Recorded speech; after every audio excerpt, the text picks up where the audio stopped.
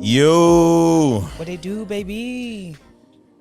First of the month. Look alive, guys. Come on, man. Alive, Yeah. look alive. Yeah, I'm alive, man. What do you Right. think Oh, this is? goodness. No, I was waiting until my rockstar mic, innit? Yeah, man. Oh, scene. We will rock you. No? We are back. Rock your baby. Okay, there we go. Yeah. Deep stroke December. Apparently. You don't sound sure, bro. I said I was trying to, because we left not November. Now we're in We? stroke December. I don't know about you. I ain't gonna hold you. We? I didn't sign up for this. You're like, wait, what? You know, you unsubscribe from the when? mailing list. I don't listen. No. No, thank you. Yeah. No? Okay, cool. Okay, so deep stroke December. Okay, cool. We'll see. We'll see for my brethren out there. I hope you guys have a good December. You and too. it's full of wonderful blessings. Yeah, same to you, friend. And you as well. Just sipping your drink now as well. Yeah. Feel free to join us at any point when 31 days left, man. Bro, have you guys done your Christmas shopping? You started? Brother, relax. In this economy. But Yeah, if you start, only a select few will be getting one this year. but if you started early, you could like do a few bits by Klarna and that. Just some online shopping and that quickly. I hear it. Listen, when it's Hey, listen, cost of living. Squeeze and low key, yeah. It's a crisis. Yeah, it's gonna sound bad, but like anybody got NI number this year, we can skip you in it. Oh, one of them ones. Yeah. Is that what we're doing? It's only for the Do you picnic. know what? Then. I hear it. What, no, the parents ain't getting none? No, they got Yeah. NI. Like, goes without saying. Wait. No, I was Wait. gonna say something crazy. No, they do. Wait. Because you also say, oh, like children and elderly. I was being silly. No, yeah, if you got NI number this year, nah, man, yeah, everyone has to manage it like that, man. Yeah. We're giving each other love this Christmas. Are you Yeah. a person that gives to receive? In what context? Grow I said, up. hey, yo. Hey, yo. Just grow up. Just grow up. Grow down, man. Fuck. About grow up, bro. Life is stressing us. You want me to come here and be serious? Okay, go off. No, I don't give to receive. No, I wouldn't do that. Like if I gave you a Christmas present or I gave you a present and I didn't get one back from you. No. But ask me in a few months in there. Yeah, feel the way now. Maybe I'm being too matured. Nah, I don't do that. Like, yeah, if you ain't got it or like whatever the case may be in it, like, it is low. I understand why some people like, but I actually can't live like that. But Because if I'm giving it because it's something you want, it's something I want for you. Like, yeah. Yeah, no, I agree, man. I agree. I just don't believe everyone when they say it. Or they don't about giving to receive and stuff. Yeah. But okay, cool. Context of like being in a relationship, it's hilarious in that dynamic because you get given like your Valentine's, your Christmas, your birthday present wish list from your other half. Usually, woman really early in it, like they let you know some super early in it. And sometimes as a man, yeah, I've been guilty of like I don't really want nothing or like the small things. Like one of my best presents recently was a dressing gown. Okay. I wear that shit all the time. It's got my name on it. I love Love it. it. It's like it's a part of me now, innit? Yeah. But in terms of monetary value, I know it's not as high as some of the other gifts that I've given out in it. So, Right. But I love my gift. Yeah. But sometimes you sit there like, Nah. But you don't have to match like Yeah. for like in terms of how much it costs. Yeah. Do you know what I'm saying? It's about me personally, yeah. Like there has to be a balance because if it's something that's expensive, I know that you're not going to wear it all the time. But Yeah. I like to see the person that I got the gift for wearing what I bought them all the time. yeah, Vans bought me one of them like black G-lay things. and when I got that shit on, that's when he posted me. I want to see you wear that shit. Yeah, That yeah, means yeah, that yeah. you liked it. Yeah. Because like sometimes I don't even like asking people what they want. Yeah. I tried to kind of like gauge. And also it's a good test of Well, I how think they well were you like- know someone as well. Yeah. Yeah. To see like, okay, cool. That's when you fuck up and like you come on with like purple Uggs. And then she's like, nah. Nah. Well, that's for the man them that don't know their missus. Bro, you see them, I've been out there with them before, like on the 24th of December, and we're all standing outside office waiting to get in. What happens is when what's your success rate though? What with the last minute thing? With getting women gifts? I've got a good, I think I've got a good gauge, yeah. Because my thing is if I've not had the gauge in regards to early doors what you want, when I have thrown money at the problem, it's stuck. And ladies, if you don't like it, man, you be honest. Yeah. Don't grit your teeth and like fake like it. Me. Yeah. Or just wear the thing the one time you see me and that.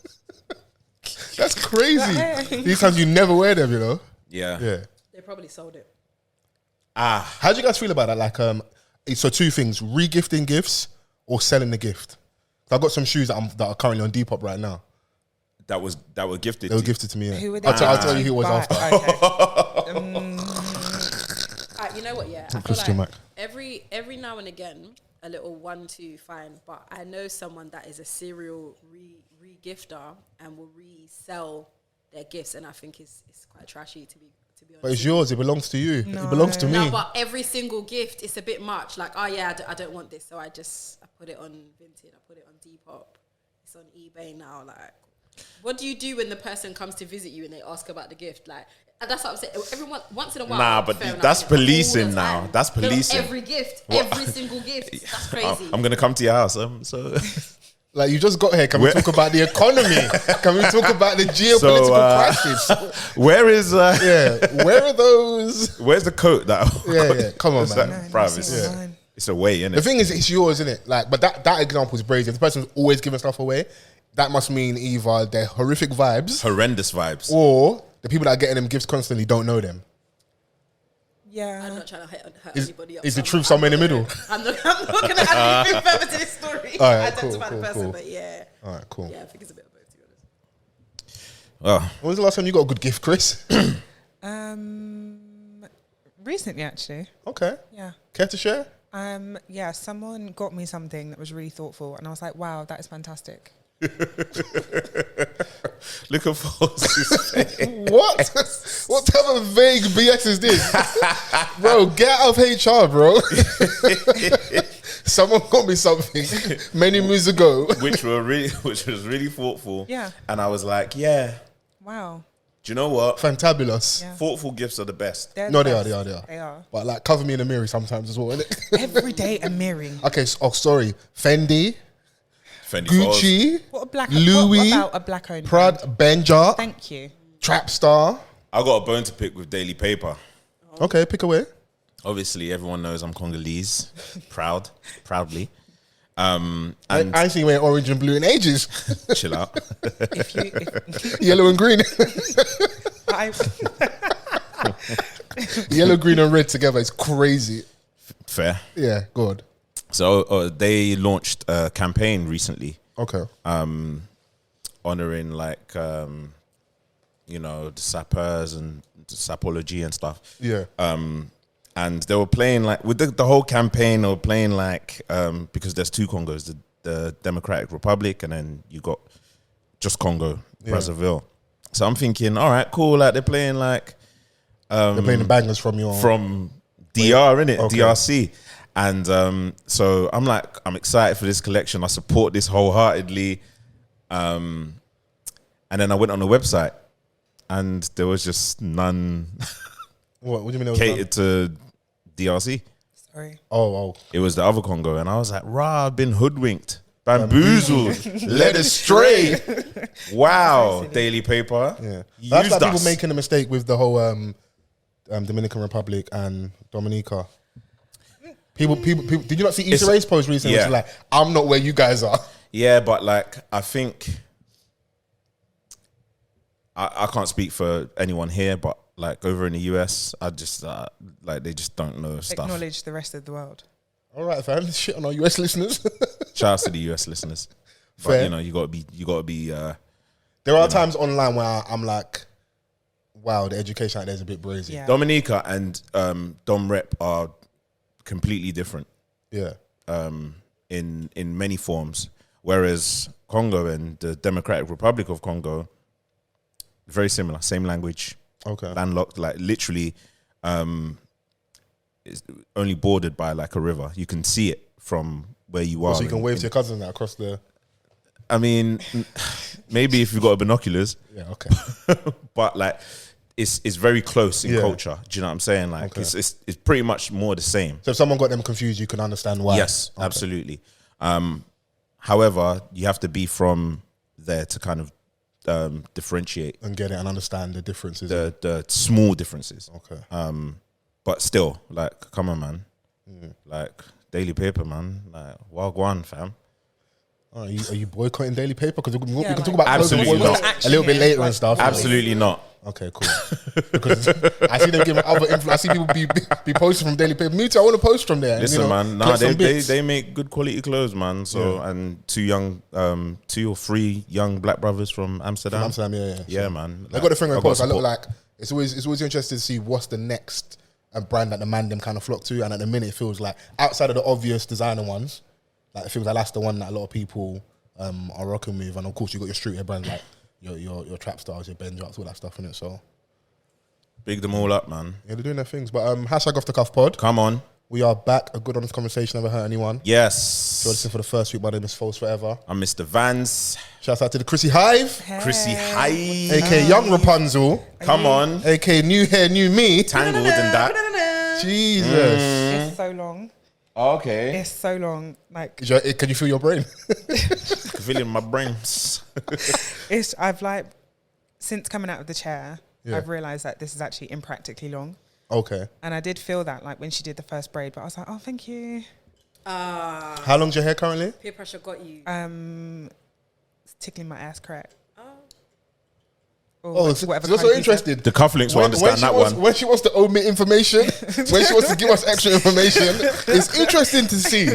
I'm putting you on VAR for the rest of this episode, yeah? Tickle your ass crack. That's what Cardi B said. Okay, you're down with the kids, you know the Yeah, raps. I hear you. So This is a music podcast after all. it is indeed. Do you know what? Drag You know us what? then. You're right, innit? You're right. Thanks. You're not going to hear it often, but you're right. Thanks, guys. I think I know what song she said it on, actually. Of course you would, Honey Man. I mean, it was a popular song. Yeah. What song is it? The Glorilla one, no? Is That's the that on one. her verse? That verse is cold. Yeah, she went in. So, you know. Yeah. Well, there's nice to certain have things you. that are- It's nice to be here. Yeah. You look fantabulous. Your face looking very fresh. Thanks. Yes. Yeah. And we got family in the room. Yeah, man. Yazzy, aka Yaz Minister, Yes. aka long time I ain't seen you. It has been a minute. It's been a while, man. I was Out there doing recently bits. reminded of the last time she was on Off the Cuff. And like yeah, the back to back between you and Fox. Yeah, No, you know it is. It was a lot. No, can we You are on smoke can we for just say no yeah? reason. Can we just say Not she a had black she's actually been on since then. I'm wearing like the black and orange night tracksuit. She went like a brown mustard jumper. Ah, yes. I do believe that. Yeah, so you've been so just in case there was smoke, there was a residual smoke from before. Right. I love you, and It we're was- friends. Yes, it Why was. don't I ever get that? I'm afraid. What was it? It was all about what program came out at the time we were talking about. I don't even know. Let's leave it in the past. Yeah, Yeah. I was trying to test my pod Let's knowledge. sleep in But in the peace, episode right. we was talking about, there was a like other than coming to see us. and- What, when you lot were going back to back or when? no, about the last time she was on the podcast. right. I forgot what we was talking about at the time, but it was something you was working on, something you was involved in that we were speaking about at the time. Yeah. So, but for anyone that's not aware of who you are, remind the people what you do, other than having nice rosy cheeks, beautiful smile. thanks. Who are you? Thanks. Go on. Stop being fresh. It's too easy. Let them know who you are, bruv. Let them know. All right, where am I looking? Am I looking at Jal? I'm This looking way. at him. I'm looking at you. I'm speaking to Mike. Cool. I am Yasmin Goddo. Not Yasmin Good as. Well, certain goody. Brits. No. That good. I mean, Just mad whitewashing of the surname and Yeah. that. yeah, no, it's peak. It's so peak. Well, we glide past that. Yasmin Goddo. I am a director. It feels odd saying that. Yes. now. Yes. It Yes. Talk up the really things odd then. saying What, that. young Hype Williams? You know. Ah! Soon comes. Bro, soon take comes, these soon accolades, comes. bro. Soon come. Nah, it's crazy. It feels odd. Like I've spent 7 years as a first AD, so it's like Okay. Even now, even with that out, like I've still got first AD in my bio because that's been my bread and butter for such a long time. And what's first AD for us laymen's? I don't know what that is. Okay, so first assistant director is the person who is like the right hand person to the director on any shoot. Right. So whether that's film, TV, commercials, music, video, fashion editorial, whatever, there's majority of the time a first AD if there's budget for such. I'll Yeah. bring You might it just sit a little bit forward in you, so you Yeah. just, All right, cool. So we can. Yeah, so a first assistant director is the person who is cracking the proverbial whip to get everybody in gear to make sure that we're running on time so that the director... Oh, so you're a bad cop on the day? Yeah, I'm the bad cop all the Okay. time. We got a bad rep. So a lot of the time people are always like, oh, you're actually good vibes. Yeah.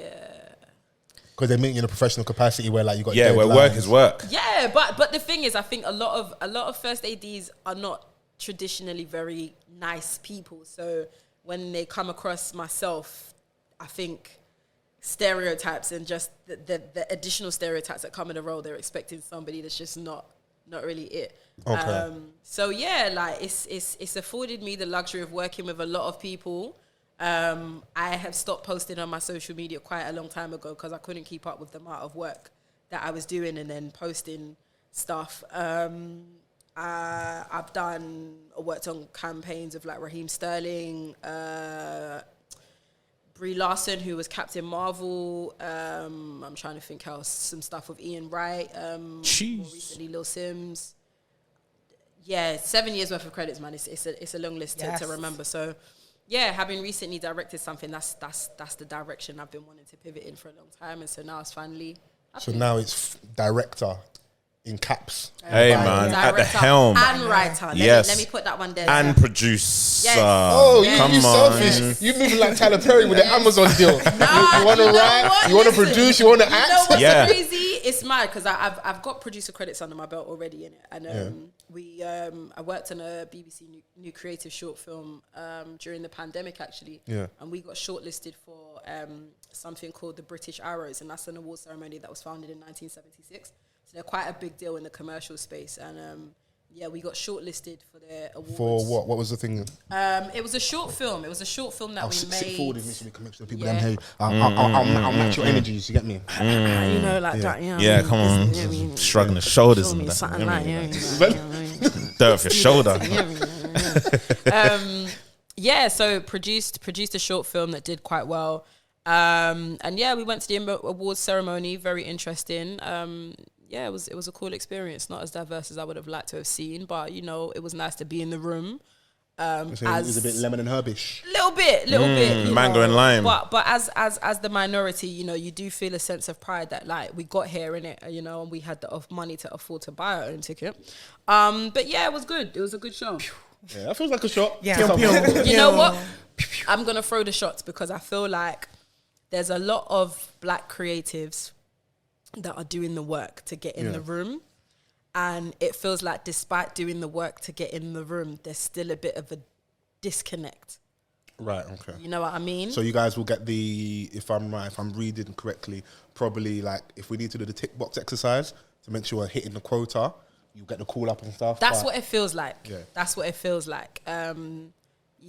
Anyway, that was just an introduction. I feel like I've hijacked the mic. No, Man, like you're here to talk up the celebrate you, thing. Queen. Yeah, here to talk about the thing. Obviously, we'll get into everything, but I just wanted to remind the people if it has been a while since the last time he was on, and if they're hearing for the first time. Yeah. So our director brethren, you get me? Cool. Well, I realised you asked what's the difference between a first AD and a director, and I went off on a bit of a tangent. No, but you know. First AD manages the schedule. They keep everyone in line. We're like in an office environment. We're the project manager, so we're pushing everything forward to make sure we get there. And What's the day rate saying? Because the street's saying project managers be earning bare coin. we earn good coin. Okay, We cool, earn cool, good cool, coin. We earn cool, good cool. The director is the person who is in charge of the creative that the first AD is pushing the schedule to make. So, yeah, they're the vision behind pretty much everything. If they've written the script, then they're creating what we're seeing as a whole, and that's what basically gets brought to your TV screens or your YouTube or, you know, your Spotify. Yeah. Dope. We're proud of you, man. You know, I know, like, we'll Thank get into you. everything. I know the journey's been long, saying 7 years of graft and that. Technically, maybe a little bit longer, innit? That's 7 years officially. That's not counting the time I went to uni and was doing other jobs in the process trying to get into that space. So yeah. 10,000 hours, isn't it? That's what they say. Hey, listen, man, you got to Yeah. put in your graft, and then you know you finally get to a point of like where you've kind of been aiming to get to. Like I don't know if this were your aspirations from the start to get to this point, but obviously with being a first AD, and I've actually been on set with you and watching you in your element and stuff, you ain't even like. When I was on set with Yazzy, like she wasn't even officially the first AD there. She was sort of like mentoring someone else Okay. in the process. And I was just like, and you can see how she just commanded the set and, you know, like just, I was like, yeah, I can see why people fuck with you, man. Like, obviously I fuck with you, so that's like already a given. But like in a professional setup, but like, you know, when you see someone in a professional setup and you see like a lot of their personal attributes bleed over into like what they do, like, you know, on their day to day, I can see why you've not only just got to this point, but like why a lot of people really respect you in the field that you're in. Do you know what I mean? So yeah, man, it's been a pleasure to watch, man. I like seeing my friends in their element and that, doing their thing and that. Cool. Do you know what I want to do as well? Off the back of that conversation, yeah? Don't know if you guys seen this clip of Remy Ma. She's on a podcast with Don't Call Me White Girl. You know, the one hand on neck, one hand on frontal. Okay. She's got a podcast, innit? And the clip that was posted was her talking about The state of... it's kind of state of female rap and like where, like the things that she might have had to go through. You're talking about doing it for 7 years and the years prior. So she was talking about like the rappers, basically saying like, yo, some of the you girls now, they can just come in, not really have to put in the graft. Yeah, and she was like, well, the stuff she went through, people like maybe MC Light and that might have had to go through, like they kind of paved the way, like talking about that because I think it's all part of the conversation. I don't know if you see Saweetie. Saweetie, yeah. 2 racks sales, 2K? In her first week? Yeah. Allegedly. I mean... Should it be harder? Is it too easy? To be honest, honest, the entry points too low? I haven't seen any. I've only just seen tweets about it. I haven't seen like. So you're saying it could just be a lie? I don't know. Could be a rumor.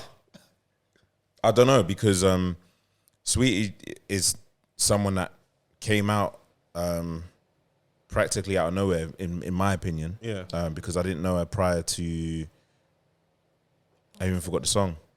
But out of nowhere, she just, you know, became like someone that, you know, was doing really well. Yeah. And then she started dating Quavo, and obviously that did something to that elevated you, it added to your celebrity, a lot of these things. And then she had the song, the Best Friend song with Doja Cat. That was huge. Yeah. So then, and then she had another song like not too long ago with her. So I'm thinking, all right, there's no way that you can drop a project off the back of this, especially like when you've got all the visibility in the world, like at this present moment in time. So then to drop a project, which I'm not going to run to, like I'm not. Doing 2K is insane. Yeah. In your first week. I think, and it's also relative to like how big you are social media wise. I think that's what it's more of. We can't be doing better numbers. don't bring us into this. I don't want to catch no residual smoke, bro. But I'm just saying. I'm just here to report the news. I'm just saying. Like someone of that stature in, not necessarily music. Yeah. But how things are nowadays is like a lot of like the social media stuff translates towards how well you do sometimes. I think people hope it. I don't think it actually does a lot of the time. When you actually really check it, in terms of like, for it doesn't. In the social media it does like, in a sense where you shouldn't be doing 2K. Because they say good engagement is like between 5 and 10%. If you're doing above that, that's crazy. So in that way, actuality, 9% of people, if not more than that, are actually not going to be engaged in what you're doing.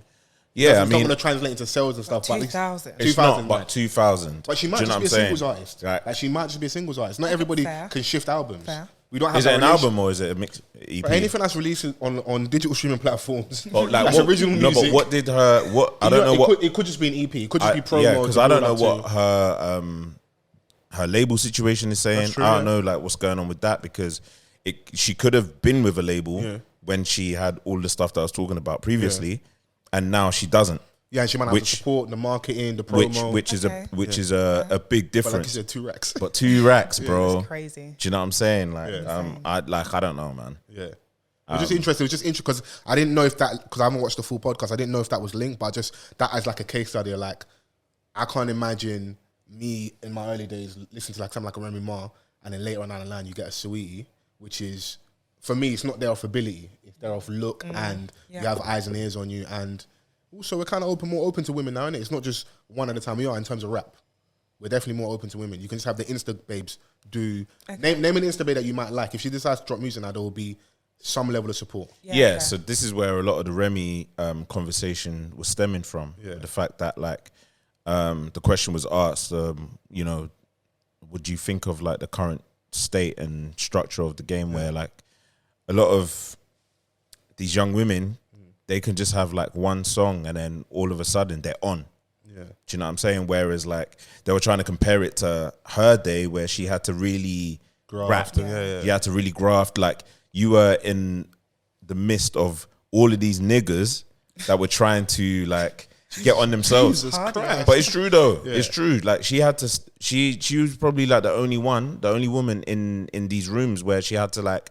Yeah, I can't imagine there was many women in Terror Squad. I can't imagine that there was a lot of guys. Why would you think that? A lot of girls in Terror Squad. Yeah. So, but she how she answered the question was with Very a lot of grace. graceful.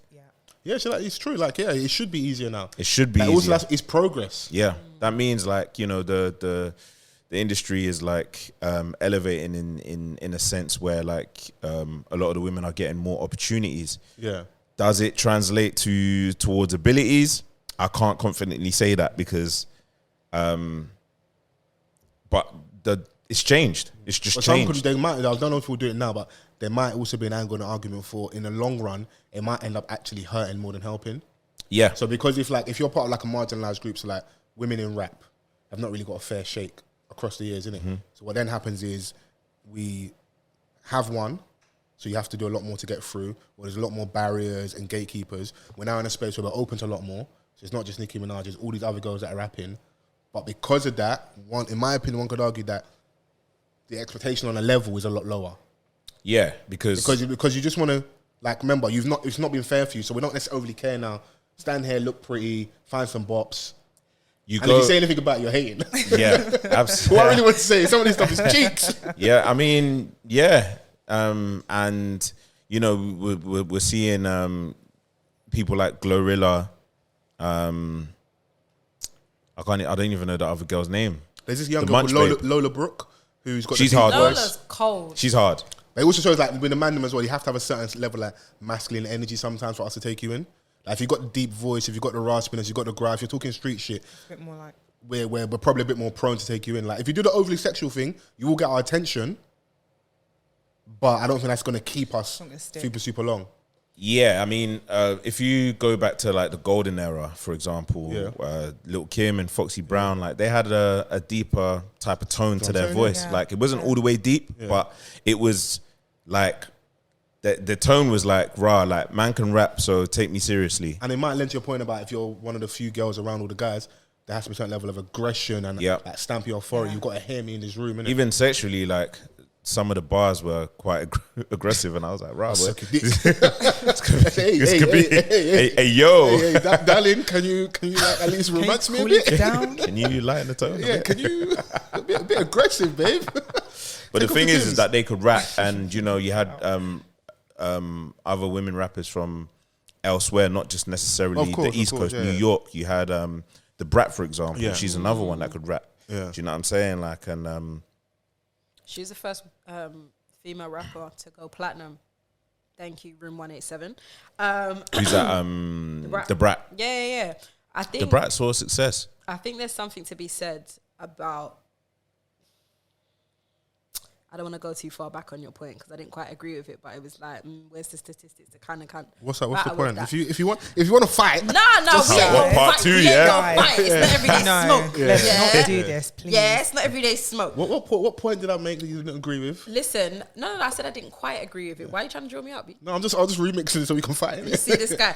No, just with regards to kind of stand there and look pretty. I think what it comes down to is more about how it translates from being very dope at ciphers into selling singles.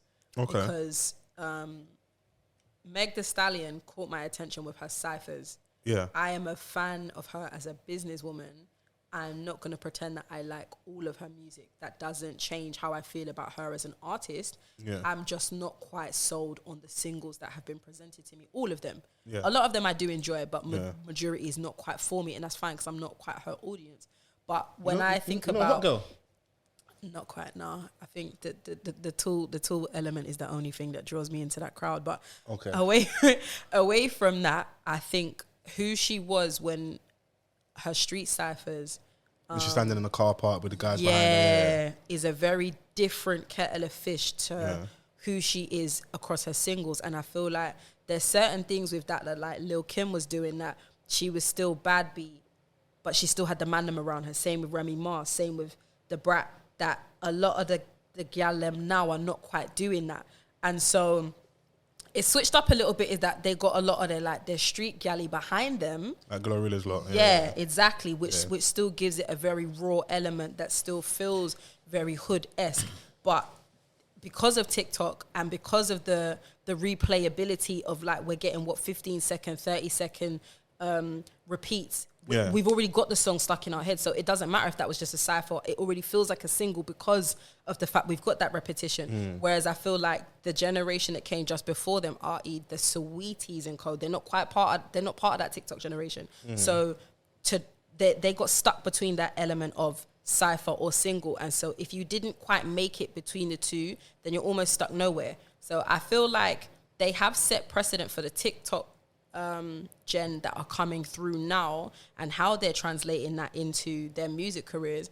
But I do feel that it has got a little bit more than just appearance, because anyone can have a popping single, but then it's, popping TikTok era or single, but it's then how you translate that into what you do after the fact. And I think maybe Drea Max sits more closer to the Brats and the maybe Queen Latifahs, but I think Drea is a fantastic example of what happens when you have got star power and you actually know how to make a single, because Drea's been killing it ever since that I ain't never been with a body. Yeah. Clear. It's Clear. That ticks a couple boxes, because you get the catchy thing, you get tapping into TikTok, so it stays in your head, but also, like, I didn't know too much about it, but when she's on that stage for Rated Awards, that for me is best performance of the night. Fantastic performance. But to your point, I think there's also one thing that's slightly missing as well. The crew energy, even with the guys, isn't as strong as it used to be back in the day. And also one could argue that the thing that was kind of helping those women get through was also holding them back, where they had to be standing next to a guy. So if they didn't get stamped, if Jay-Z don't stamp Foxy, if Biggie don't stamp Kim, whereas now it feels like, okay, cool. Dupree with the so it's like, if this big guy doesn't stamp you as a guy, girl, you're not coming through. Yo Gotti with Glorilla. But even with that, the song was already moving, and then they signed her. And even people were like, when she's on the jet, and she's like, well, the ratchet goes, no, it was, but the song was already moving. It wasn't who we speaking about? Glorilla. The song was already moving, because she even had issues with the producer. Yeah. They're saying like they signed the song, but like before Yo Gotti signed her, the song was already doing its bits. Of course, once you get the signed, affiliation though, like, prior to the girls, signature like, was a big thing as well. It's still there to a degree, like, but at least when it's presented, when the girls in the video, okay, when Cardi does the video with when they're all in the is it leopard or lion paint? What's the video? And it's just women. And they all the twerk. Yeah. So now it's like, even if it's overtly sexual, it's presented by us, for us, with just the girls. Yeah. It's not just bare guys standing next to them. Even maybe business-wise behind the scenes, it's still a lot of men. Yeah. At least in presentation, it's just the girls, innit? You don't get that feeling. So I think that also plays a little bit of a role in it. So, bro, the entry points are different. They're lower. You just need to get popular on social media, innit? And also, like, I think this TikTok era is just... remember that weird, like, time in hip-hop where, like, the ringtone era? Yeah. This is the same thing, but it's just on steroids with the whole TikTok thing. Yeah. Do you know what I'm saying? Like, because like the whole ringtone, people were making their sales off ringtones. It's a DIY generation, isn't it? Yeah, it was just one of those things that like, we can get this on our phones, we have to buy it, and then obviously it equates to what they do in the sales. But now like they've got TikTok's a label now. So they've kind of like put their foot into the game in how they sell music. Okay. And if you've got something catchy enough, like even Chris Brown, like he's benefited off that, because Under the Influence, which is popping now, he's actually named his tour off that. It was not on the album that he had just dropped, it's on the album before, on the deluxe version. But it got popping on TikTok. But it's even like, and like they're dropping like the kids now are listening to music sped up. So now artists are dropping sped up versions of their albums. Summer Walker just did it. Oh yeah, I didn't understand, but I did see that. Yeah. That kind of helped her. She was able to finesse and pattern a certain way with that. Bro, like all my little brother does is go on TikTok and listen to Why you not running? yeah, like it's just a sped up version, and some of it's not bad. Like obviously it's songs that you already know, just in a different way. It's just like how in Texas how they did the whole chopped and screwed slow down music. Houston, Atlanta, slow Vegas, all down. that Do you know what I'm saying? Like so, yeah, it's a way of getting changing. around things, isn't it? So it's like I can play these songs or put them on certain projects, but because they're not in the original format, I don't have to pay, or I can. That's why some Walkers brought out this. Eventually, it will level out. Now that people are cutting on to what's happening, not everyone will be able to do that, innit? Yeah, man. It's just a way. It's just a way. Like if you're big enough, you'll find the new app, the new thing to work to your favor. Like a Chris Brown, if you're saying the song was out on the project 2019. Because of this new application, I can get popping again. It's like what's the on TikTok? There's this song round.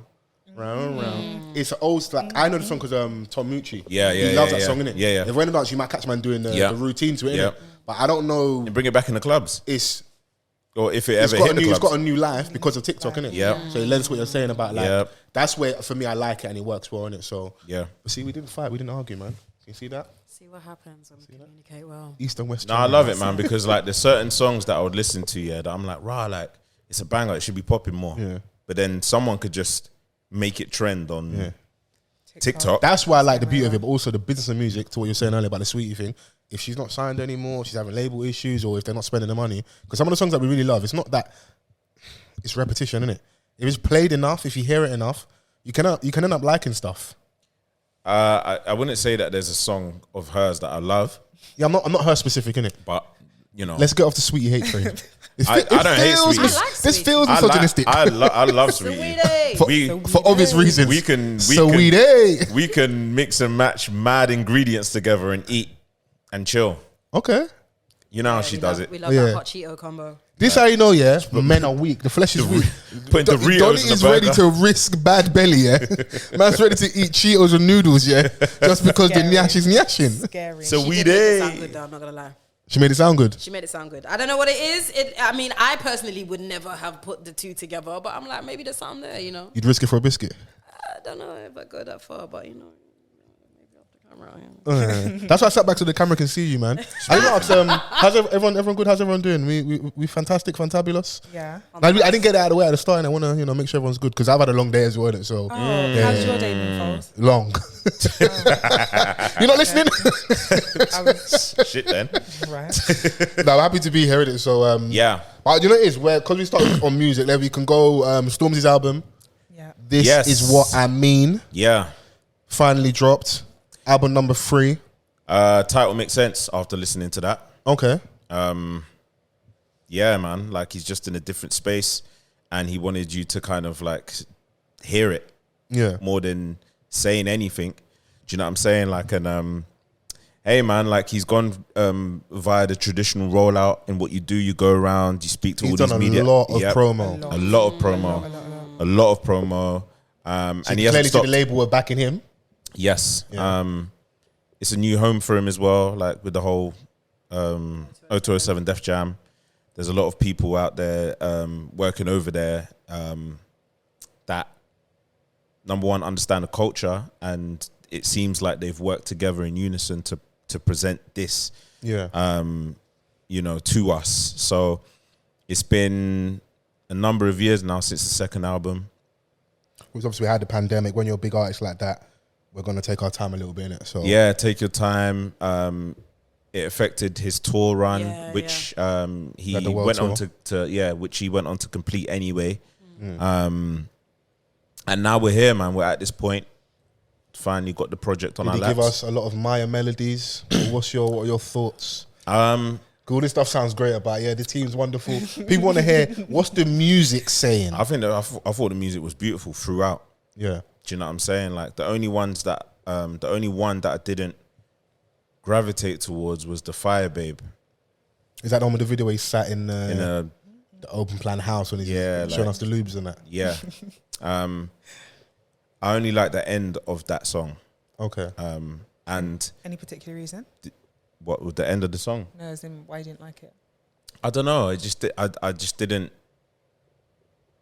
Nah, I just didn't feel it. Didn't catch you. It didn't catch me, but the musicality did. And if you listen to all of the songs on the album, the second half of the songs just like take it to a different level. Like it's just layered in ways that like, you know, I would appreciate. Yeah. Do you know what I mean? So it wasn't an album. I already knew it wasn't going to be rap heavy. I mean, he told us clearly, like, and also the initial singles, I'm like, bro, if these are your 2 singles, it's clear what direction you're going in. Yeah. And that's why, and I will say, I understand why some people were worried, because my misgiving was, if you're going to do this, and I was happy they did it when we released the video of all the people that's on the album, it's going to have to be a collaborative effort. You're going to have to go and get the right background singers in. You're going to have to go and get the people that are going to do the vocals here, because, no disrespect, but voice-wise, you're not strong enough to carry a whole project of you singing.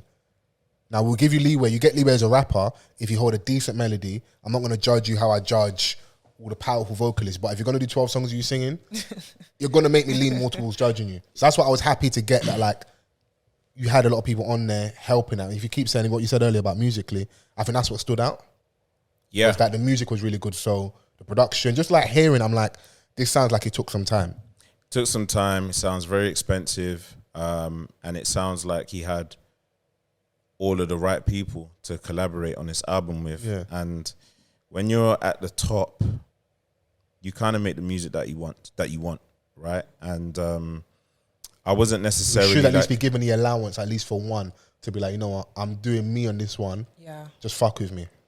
yeah, and it just depends on where the artist is, because like I said, when you're at the helm, like you've got the privilege to kind of dictate the kind of music that you want to make, and which, in my opinion, he's done that. Yeah. This is what he wanted to do. It seems intentional, because he could have done what we got on the last album, and I already prefer this album to Heavy Is the Head. Okay. Do you know what I'm saying? Like, so, yeah, I don't really have many complaints about this album. It was an enjoyable listen throughout. It's just one of those, I don't know, to the younger demographic, they're probably gonna find it They're going to find it boring and dry at some boring. spots. Do you know what I'm saying? In majority of I won't, spots, I would say. I won't like write them off completely. I'd say but in my a assumption is some young yeah. people. In a majority of like, they're gonna be thinking, what is this? Yeah. Do you know what I'm saying? Like, but we're growing with Stormzy at the same time. Go and cry in your rave, man. that's Yeah. how they, Yeah. sometimes that's how I think. Yeah, maybe, but Yeah. for me, yeah, like I enjoyed it. I think it was a perfect balance of singing and rapping. I love Sanford's plea. Sanford's plea. When I saw the track listing, I was just like, yeah, he's gonna go off. I love and Please it's- as well. Yeah, Yeah. so Sanford's those- plea is off the back of Yeah. Please, and Please for me, I was just like, rah, this is mad. This is like, Don is ready to forgive his pops. I was like, yo, this is greatness. Yeah. So yeah, man, like Sanford's a cheat code. He is, yeah. Having progression as an executive producer, we've already seen what he's already done already, and to just jump on this and like, you know, really like lock in with Storms and P2J. He's on a lot on of there the, as well, yeah. He's on a lot of the music on there. Yeah, it was great. The intro, 8 minutes long. About 7.5 It was minutes, long, 8 yeah. minutes long. Yeah, It's again, like, like, where's the music I can shake my ass to? again, Just so I think it set the tone for the rest of the album. Yeah. You know, he didn't. I think when Mel Made Me Do It came out, I was saying that it's probably going to be the intro of the album, but If No, that it was makes the sense. intro of the album, bro. it would have changed the you know, The direction and the whole vibe, yeah. the whole direction and vibe. So, like I said, intentional. He kept that out of the album. It was just, I'm back. Let me flex a little bit. Let me get all these cameos in just to remind you lot that, I know your mate. yeah, me and you are not size. Yeah. Do you know what I mean? Like, But there's other standouts like my presidents are black, being We needed that. one of them. I think this was like him trying to address everything, like outside of all the singing and stuff. Do you think he did a good job of addressing everything? Yeah. On my presidents are black. Yeah, I do. Like, just it didn't have to be like too focused on like certain things, but like if you catch the line, you catch the line.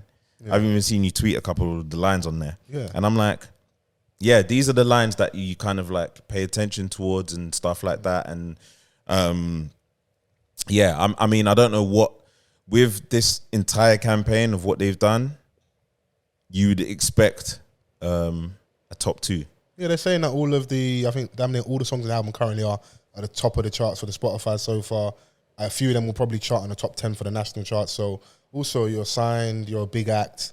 It's not a foregone conclusion. Yeah, I would expect that, and I'm happy that almost that we're at this point in our like UK music scene for the urban lot, that it's almost like, oh yeah, of course my man's gonna go top 5, top 10. Yeah. It's almost like, yeah, you should. Like if you get like, if you're like number 8, like you can be disappointed because we've seen a lot of success. But I did want to lean into like, I think what aids him is the fact that the album is only 12 songs. It feels like quite a quick listen. That's for me. You might not agree. I think it's quite a quick listen, and that helps. So it's concise, it's short and sweet. It gets to the point. It sounds like a lot of healing and stuff to overcome. You can clearly see someone's, taking time spiritually. A lot's been happening. For the heartbreak songs, is it too bait to just say they're all about Maya? Could it be other stuff or leaning on maybe like other people's experiences? Do you think that's that's plausible? Yeah, I think it's a mixture of the two. Okay, for sure. I don't think it's Maya heavy, and even if it is, it's his first project since the breakup. So you would sort of expect it. Everyone else. We had lessons on Heavy's Ahead. He said, "Listen, my nephew misses you, man. Yeah, but come back." That was like was it fresh? As that's probably like one of the last songs you'd submit. Do you know what I'm saying? Because everything kind of blew up. Of course. Thereafter, so I mean, every artist does it. Do you know what I'm saying? Like their personal life bleeds into their professional life. Summer Walker had a great album because she's the fourth baby mama. Because of like her relationships. Do you know what I'm saying? So coming into the funnies, do you think this album will have the desired effect and he will get Maya back? Is she still engaged? No. Hey, that ring get dash away, bro. Okay. Yeah, and then, anything's possible. Anything is possible. But I can't speak on the next man, innit? I mean, that's what we do on this podcast. We speak on other people all the time. I know. Yeah. But let me finish. Yeah. I can't speak on the next man in his personal decisions in whether he wants to pursue that. If you want to do that, then do that. If you fail, you fail, innit? But I said, I don't think, maybe you didn't hear the question. Maybe I didn't enunciate enough for you. I said, do you think this will have the desired effect and help him win her back? If we're going off the angle like if that's what he wants to do. If he wants to win her back, then, I think it could. You went to the same HR school as Chrissy. Shut up. I'll take it somewhere else. For the women in the room, what lengths have men gone to, or women, to win you back? I mean, that definitely doesn't apply to me, so Chrissy. What doesn't apply to you?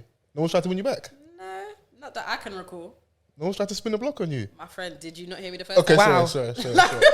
I'm sensing a bit of hostility in the room. Do you know if it works about this is me having this mic, it's emboldened me. Do you know what? The thing is that like he's he could be doing all of this not even to win her back. I know. You can be over that hurt like that. I know, we're leaning into this, but like it's narratives for the album. If you had asked me at the time when Robin Thicke dropped Paula, he was defo trying to win her back. Karachi! Mid-song. Do you know what I'm saying? Like, there's certain man that like, for sure. They're making clear, I'm trying to win her back. Like, this is all for you. And like, man's going to say your name. Yeah. Yelling. So, Chrissy, what lengths have men or women gone to win you back? There was crying outside Vaps one time. Actually, inside Vaps, and I was like, let's go. What, tears mixed into the carbonara? Yeah, I was like, can you be shy for yourself, please? Into the Gamberetti spinacci. Man said seasoning.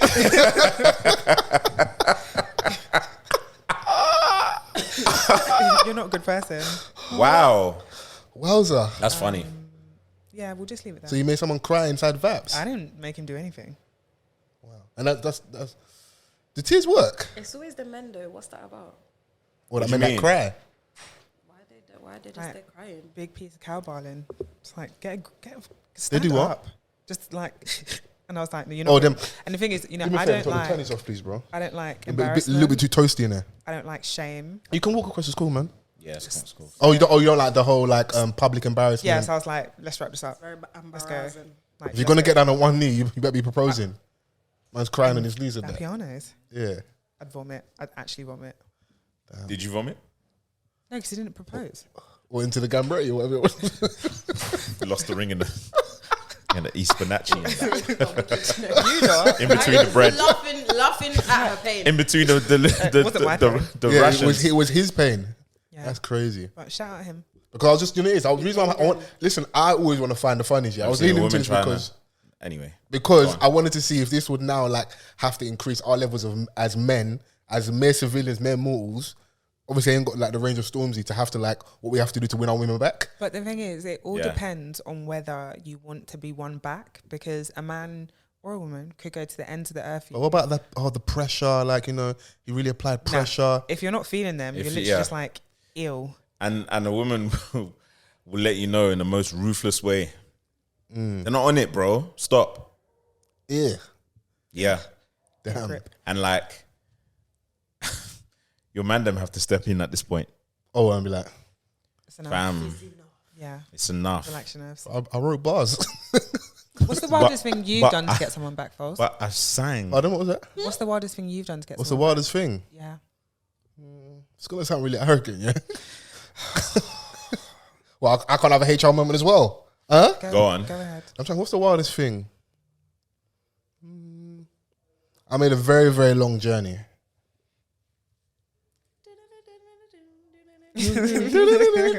Wait, so I sailed the 7 seas. right, Yeah. you went to Winterfell. I was walking with the Israelites. I hear that. I made a long journey. Oh, Yeah, let yeah, my yeah. people go in that. Yeah. Okay. Yeah. So I watched Prince of Egypt. You know, like when you're during the walking, you weekend just as got like you don't know Google Maps. It's a long journey. innit? I made you a had to long, look out. You had to look for that burning bush. I was Help me. I was looking out for the Jack Boys, the Burning Bush. The Jack Boys. Yeah. There was a lot going on. Open the seas. I need to go. yeah. Did it I work? need my lady. Yeah. Did it work? Yeah, it worked. It worked. But like, it took a lot out of me in it. Yeah. Hey man, I listen. had to earn that one in it. So, when yeah. when you're on a quest to win back, Yeah. you got to do some things. But being 4-0 down at half time is for your crazy. 1-1 for your heart, crazy. No, I was quoting love and basketball. I'm playing for your heart. That is the cool. That's toxic. That's and also that was so corny as well. Every babe, yeah, at one point was like, "Oh yeah, Love and Basketball, my favorite film." And I'm like, "This is a film where Adoni is a professional athlete challenging you 1-on-1 for your heart." Your woman He prototype knew. voice is crazy. It's- Like, Huh? Okay. no, I'm with you, but it's just hilarious Come on, because man. he goes to like that. It's just there. Out of nowhere. Yeah. Love that. Bruv, listen, slam dunk. Oh, yeah. I know you're gonna go for it when you play a child in sports and that. Like, you're not winning, bro. Yeah, Have you not seen this footage of the kids when they're like NFL? So like it's mums and dads playing against their children, innit? Yeah. And you would think, especially because it's NFL, that the mums and dads will take it lightly on them. This brother spared his son, like spared him. Now I'm letting you know I love you, but Nah, I like wouldn't do all of that, but alright. you know, I want to find the footage and send it and show it to you. It's hilarious. yeah, Like they all like them crossing them over, like not letting them run past. yeah, you could do that. Have you not seen when Little Man, a bouncer are fighting and he kicked him and he spins him around? Or when they're driving and he ain't got his seatbelt on, so Ah. Almost flies through the windscreen. yeah, That content's hilarious. you can't be that small and not have your seatbelt on. Sorry, True, very true. Very Safety true. first. I'm not even sorry. Car seat or no car seat? To adhere to the regulations, car seat, booster maybe, HR Vans, I love it, you know. booster. But back to the album. Yaz, any thoughts on This Is What I Mean from Stormzy? Get close to the mic for us, please, so we can hear your lovely voice. I have not listened to it yet because Okay. my album, my vinyl, just came in the post today. due to Oh. the Royal Mail strike. So I made sure that I ordered my signed Same. copy. Dope. That literally just arrived this morning. Literally. Oh, you're gonna get a different audio experience. Yeah, I'm bougie with my sound, so I've deliberately been trying to hold out. But I was like, when they're updating my emails with, "Hello, due to the Royal Mail strike, it will come next week." I said, okay, so I'm just gonna stay away from various social media formats. I don't like to get the reviews on things before I've had the chance to listen. So you basically sat here whilst we just waxing lyrical by the album. But I'm just like, all right, I'm taking it in, but I'm listening in one ear and letting it go out the other. But I am gonna sit down with it with my little hot cocoa. Yeah, man. I mean, like, so his first 2 albums, 16 songs. This one, 12, just under an hour. And all of the people that he's collaborating with, that he's trying to push through as well. Tendai being one of them. Yeah. Debbie being another. He's got Tenny, who's always doing a lot of his backing vocals. I like Miss Banks on there. Miss Banks on This Is What I Mean. Yeah, I had a snippet of that today. Do you know what? This Is What I Mean. I love it in parts, and I hate it in other parts. Oh, let's get to the real Vans. Let's get to it. Talk to me. So, it features Jacob Collier, who is one of my goats. Okay. Right at the moment, because I just think he's super dope, and it starts with him, and I'm like, this sounds beautiful, but then it gets to the hook, and I'm just like, it just sounds all over the place for me. I didn't like it. I surprisingly like Miss Banks' verse. Some people saying that she spun Stormzy. That's what some of the streets are saying. And it's probably like one of her best verse in recent times. I can't lie. I can't when lie. Vans is ready to tell the truth, he's ready to tell the truth. I love it. Yeah, man. But I see what the song can do, but it's like once I get to the hook, I kind of like just tap out, tune out. And I see what they were trying to do with, like, because Jacob Collier prides himself in like how he makes things happen with his voice and his harmonies and stuff. Like, they tried to implement that too much into the hook, and it just sounded like very, I don't know, unnatural. Yeah, it just didn't fit for me. So yeah, that was my criticism. But the hook plays a big part in any song. So like when I don't like the hook, it's just like hard to like the rest of the song. It's hard to like the rest of the song, and that's going to be repeated most on the song. And as like well. There's just like certain elements about Storms when he raps that I don't take to. So again, it was evident in this particular song, and this is the second song. This Is What I Mean, and it's supposed to be, you know, it's obviously like the same title as the album. Yeah. But yeah, like it was cool. It was okay for me. I like how he just implemented all of the artists into this song, but you know, again, because sometimes you can have too many cooks. Yeah. I feel that's the only. If I'm going to talk about the stuff that maybe I didn't like or my critiques, it might just be that. Yeah. Because I feel like if you're kind of stepping outside of your natural comfort zone, you're going to be a bit more receptive to other people because this is their world. So let progression do all the production, and of course you're going to have. It's still your thing. It's still your baby. Get these singers in. Get these artists in. You've got more people giving their opinions. We're not necessarily on 140, just rap beats. Yeah. But then sometimes I don't need everybody. Yeah. Everybody ain't going to come to the dance, you know. Sometimes capacity. Sometimes you reach capacity, innit? So that's my only thing. And I am at a place where I like a lot of different genres of music, innit?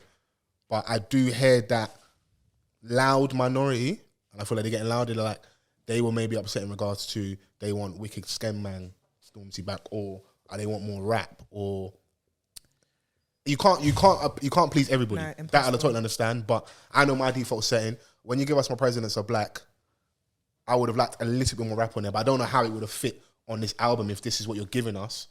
Maybe just come and give us some freestyles and go and do that. But if I'm in the artist space right now, I don't really want to rap for you niggas, innit? Yeah, literally, like it's what it is. as simple as that. Like I think people are gonna do what they're afforded. I'm gonna quickly say, what's killing me? Tony's trying to he's like 6'4" quietly. in the back, yeah. Trying not to imagine. Are we good in that camera, yeah? Yeah, okay. Cool. Sorry, Vans. Do you know what I 20 would minutes on have? there, perfect. Do you know what I would And have? then come back. Legend. Do you know what I would have appreciated on this album? Go on. A Wretch verse.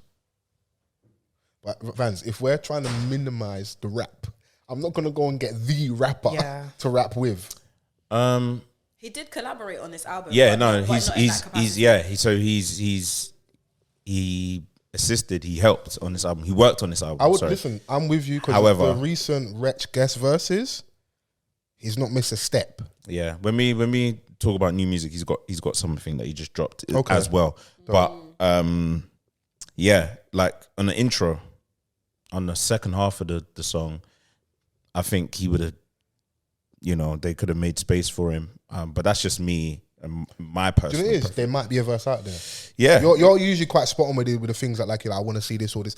It wouldn't shock me if what you're saying now, there was at least a session. We might get something later. We might get something on a Wretch project soon, innit? Because also with certain acts, they know how to position themselves. So when you have the bigger acts that are not in album cycle, project cycle like Wretch at the minute, I'm going to go and kill these verses. So as big as I am, I can do a song with Geordie, and Geordie holds his own, by the way. But Wretch smokes that verse. yeah. I can do. I think it was a K Trap. I don't know if it's either on K Trap's project or Wretch, but there's a verse like he's not been playing around when he stepped outside, innit? Yeah, man. Even though he's not really outside like that. Yeah, but he's just when people want to remind people of what they can do and still do, because you know how music moves fast, and like you got a lot of these youngins coming up, but then sometimes it's easy to forget that you've got a master at rapping still among us. Do you know what I'm saying? Like, so I mean, like he's taken a back role. He's more of an executive now, but then he's always gonna have that time to get on a song. And You got to scratch that itch, bro. yeah. Like I rap, innit? That's, Absolutely. That's my thing, innit? I don't think he stopped rapping. It's just he stopped putting out at a high frequency. Also, the business of music might be slowing things Yeah, up. yeah. How many albums did we get from that was it Parler from that deal we had when he first came through, when we had like Tractor and that? So Black and White. he might be coming towards the end of that, and those things hold things up. Back. So Yeah. yeah. I mean, Tractor was what catapulted him in mainstream wise. Do you know what I'm saying? Like, a number one single from that album, Don't Go. Tractor went number 5. That, and Unorthodox went number 2 with Example. Like, a lot of these things enabled him to kind of like have a fully fledged career where we can get multiple albums from him. Yeah. So now that he's in a comfortable position, I think once you get to a certain point in your career, and there's someone else that is younger and at the top of the game, and that you can work on this album with them. He wrote the poem that was spoken on Mel Made Me Do It. So you can see that he's very much within that camp with the twins as well. Also, relationship with them predate Stormzy and stuff. So yeah. Yeah, man. So what we were saying earlier, he's in terms of like the background, he's with the right people, and I think they've definitely not left any stone unturned. So Zane Lowe, all the different radio shows I see him do, Louis Theroux. Yeah, it's been quite vast with it. Did you go to the listening session, the signing thing where Plus they were 4-4. signing the +4? I don't know if you was at that, but like I'm just saying examples of like all the stuff he's done Even shows that YouTube they stuff. like their YouTube stuff with Chunks and that. That was it. So it's showing that we're not taking any chances. And his thing We're with making the Adidas effort. at the moment, Of course. Yeah. like during promo run for your album, Yeah. like he's still tapping into different things Community outside projects, of music. Yeah. So I think those are the things that, whether people want to admit or not, also do kind of help push you over the edge 100%. when it comes to perception of you and how honest people will be. Because And longevity. I know there's longevity as well, but I know there's people listening to it going, that thing was cheeks. And I know some people just look for smoke in it, and I get that in it because I've been there at points with regards to my commentary around music and culture. But I don't think you can also like take that away. I do understand their points. When you're very likable, people ain't gonna handle you a certain way. It allows critique to be quiet or quietened. Like, shh, don't say nothing. I think it's a lot of people are gonna say it's cheats because they genuinely feel that way. Yeah. And some people are gonna say it's cheeks because he didn't give them what they wanted to hear from him. They want Tunnel Vision Volume 6.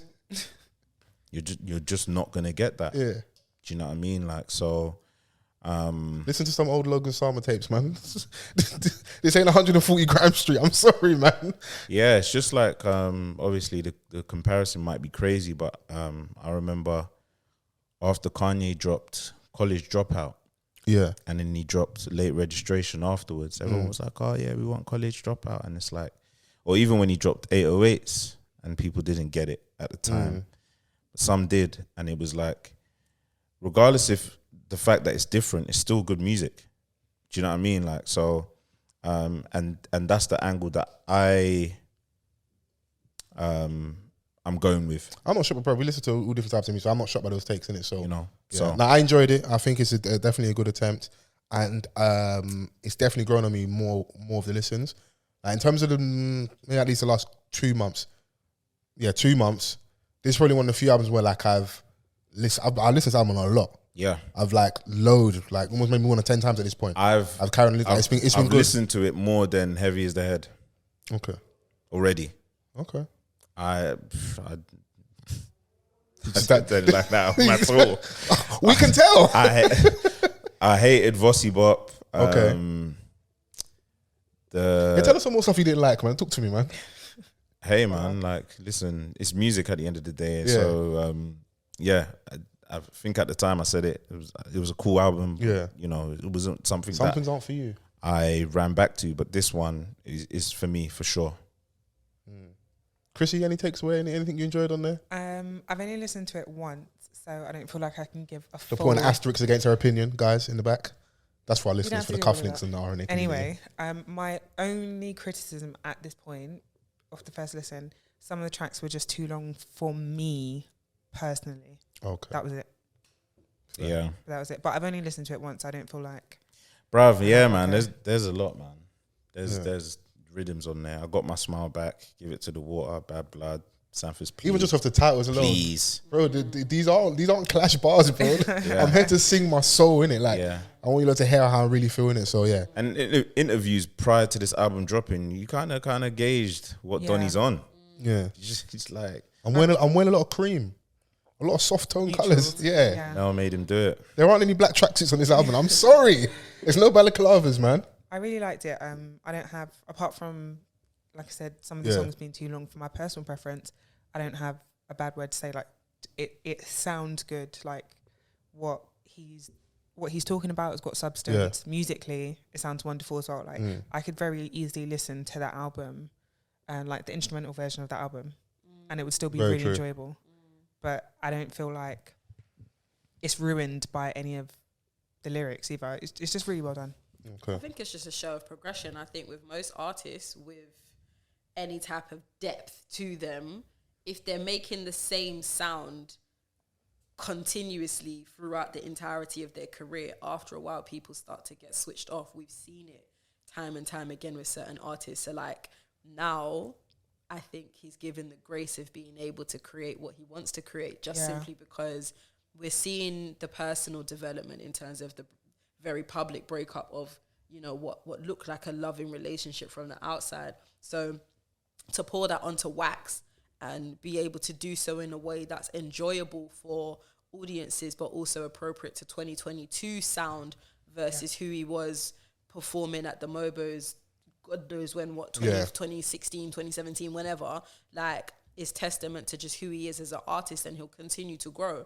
And I feel like if the sounds that he was putting forward as instrumentals weren't saying anything, I highly doubt that all of the contributing artists would have wanted to participate or collaborate on the songs themselves if they were cheeks. So, you know what I mean? It just speaks to who he is as a person, that, you know, he's doing something that speaks to not just his creativity, but also to people's personal journeys as well. That it's like, all right, you know what, I hear this, but let me add my little one too as well. Of course. You know, Banks has had that raspy fire from early. Like, I saw her post the clip from the video on her Insta, and already I was like, nah, I need to tear open his plastic from his rhyme and get into this, but I don't have time to really. No, listen on your own time.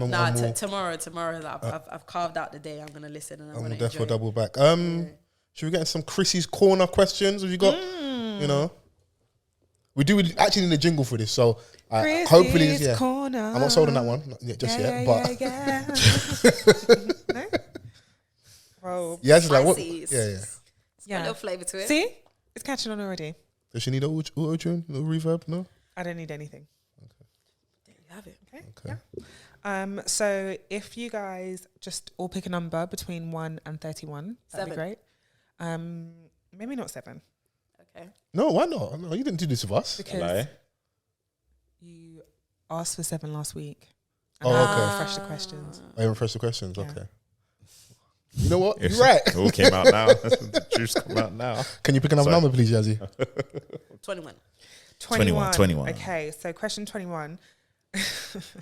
What is your toxic trait? Ah, damn. Can you get close to the mic for this bit? I think this is really important. This might mean a bit of clip. Yeah. I mean, I can hear myself pretty good up in the headphones, but if y'all want to hear me nice and clear, what is my toxic trait? What have I heard recently? Something about perfectionism. Okay. I don't know if it's a toxic trait, but like, No, but this can't be a toxic trait that someone else has told you have. You have to know that you have it within yourself. Y'all should have prepared me, What's a toxic trait that I have? This is Chrissy's Corner. This is our questions that we aren't privy to, by the way. So none of us are prepared. And me and Vans are going to get the same treatment if we pick a question that doesn't favour us. So, what is my toxic trait?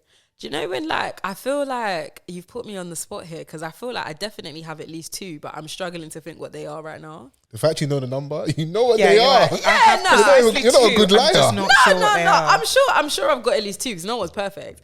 I want to say my toxic trait is dum dum dum.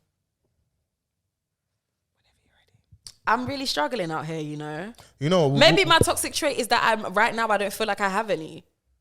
You know what? You toxic bad. That's toxic What? bad. You know, like What? No self-awareness in that. I'm very self-aware. Bro, she's on the pitch. She ain't checked her shoulders.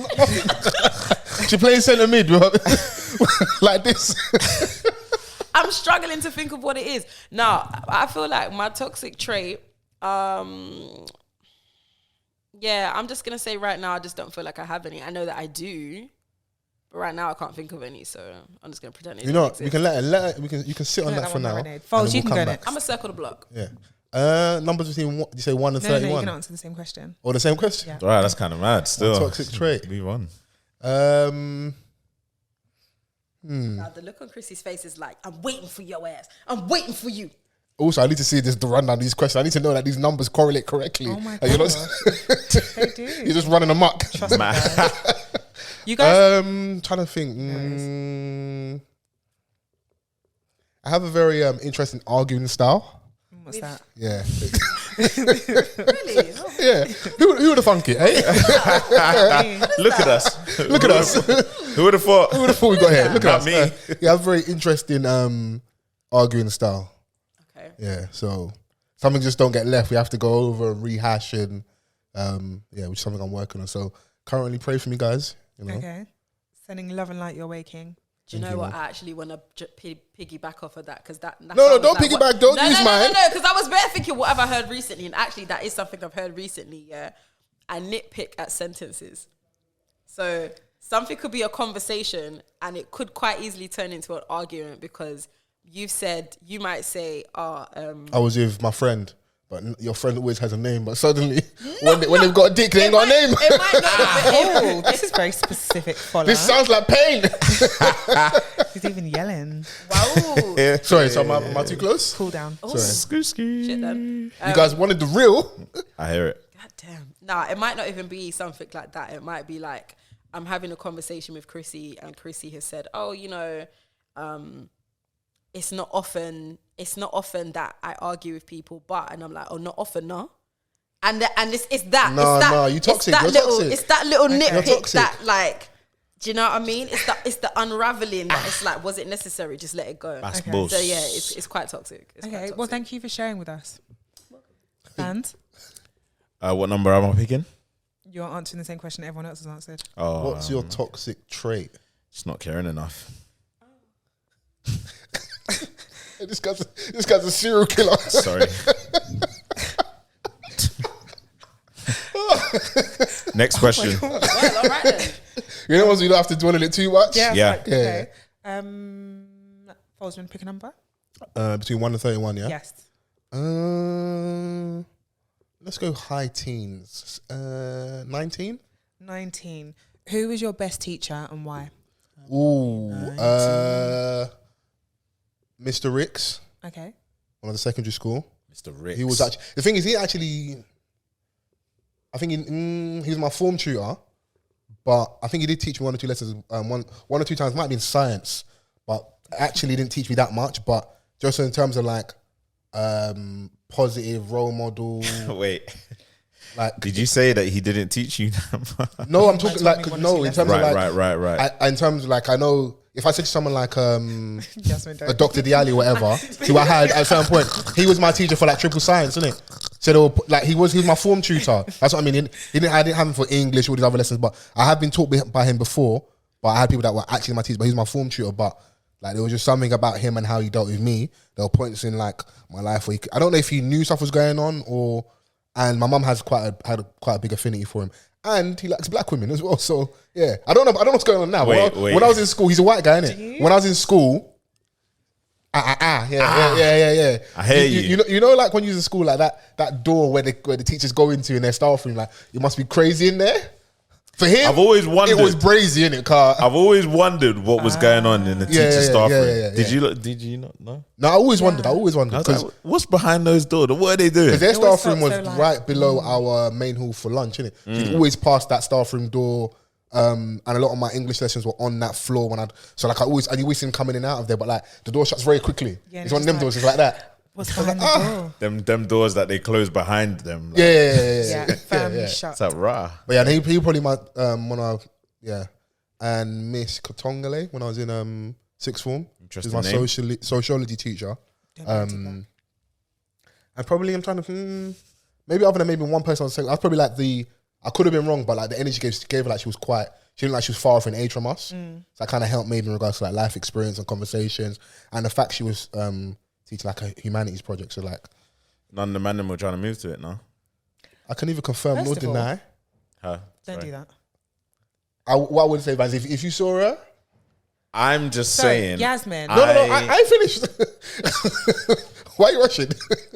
Nah, When the man is having fun, you start rushing. you lot acting like he ain't been to school before. Yeah. And how the young boys react. I was at all boys school. We was on I went heat. to Yes. an all-girls school, Oh, okay. so I went to an all-boys school. You guys wasn't on heat for some of your male teachers. Don't lie. Don't say I lied now. I'll start talking about some of the girls' schools in my catchment area and how they were moving. Look at you in women's business yet again. I mean, business is booming. Yeah, whatever, innit? Yeah. Yeah. We can move on from Fols now. Thank you so much for your contribution. Yasmin, who is your favourite teacher and why? I might have to take this segment back. Do you know what I mean? I didn't know that it was a question that everyone had to answer. Yeah. That's Like, exactly- why am I that's- answering for a number that Foles picked? But if you You were know, present, we did will this last have week. to suffer equally. So like, if you pick a number, Fair enough. yeah. Can we continue? So my favorite teacher Thank you. was Miss Vors. She was American. I'm pretty sure she was from, I want to say Canada. And I think her... Hey, yo, you did Hey, not yo. pass geography, boy. What? Hey, yo. Wait. She was American. If She she was was American. Canadian. No. Or is she Canadian? No. I was gonna say she was from New York, but then I was trying to remember if it was her fiance that was from New York or if she was from Canada. So when I said she was American, like I'm trying to think back to secondary school and I genuinely can't remember. But she was either from somewhere in Canada or she was from New York. So They're there's a two- possibility that she's not American. Van, she's French. Nah, she's not French.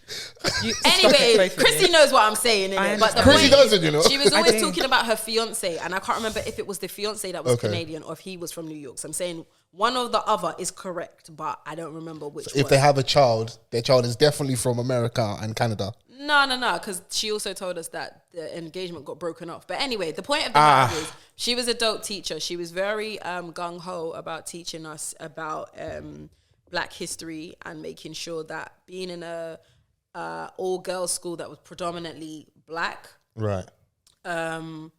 or global majority ethnic. No. We'll still go predominantly black with that. That feels nice. Like was Global majority ethnic.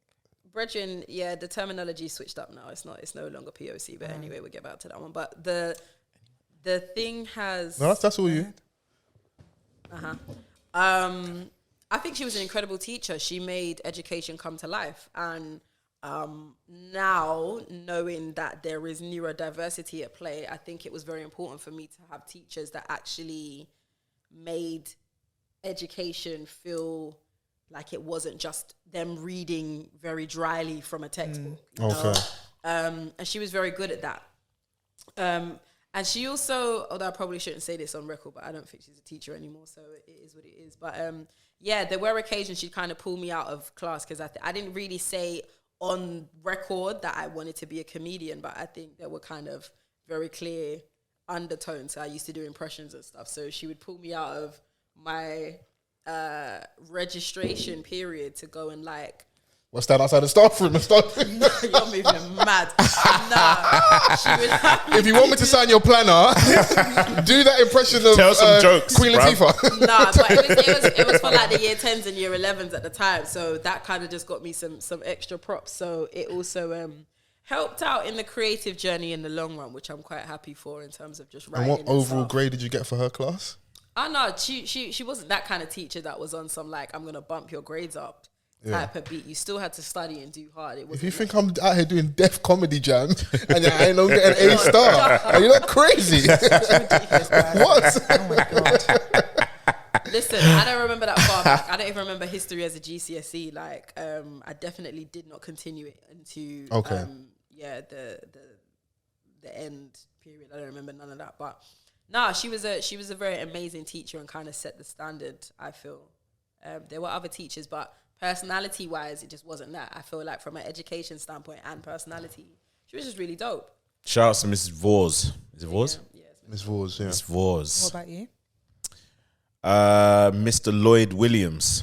Okay. Double barrel The team. fool, son. Go on. Not even double barreled. Lloyd was his first name. Oh, We just right. we just found out called and him just his whole name. Start calling him Lloyd Williams. Lloydie. the thing is that like he was my form tutor for the last 2 years of school. Okay. And when I first joined his class, I was like, this Don is just mad militant. And when you're at school, you don't appreciate certain things. Do you know what I'm saying? Right, yeah. Like, and in a school where like there wasn't that much order, he had us in check.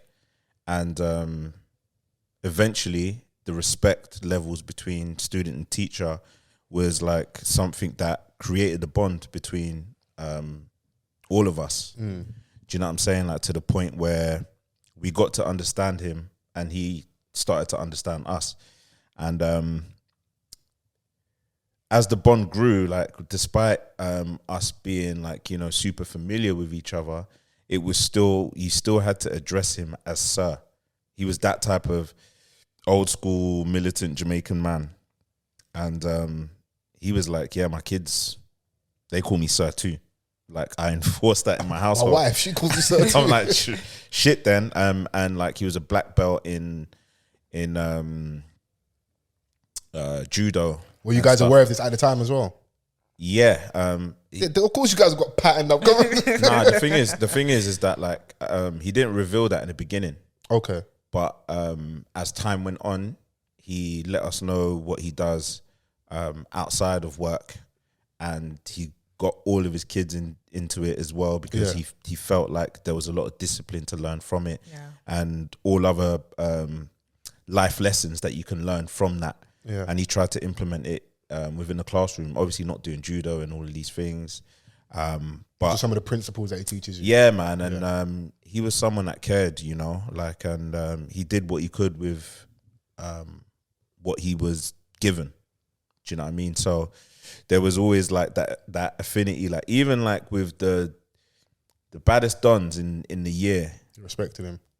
they had that, you know, and he was probably one of the only teachers that can level with the students at a certain point in time. So it was very appreciative at the time, man. And yeah, man,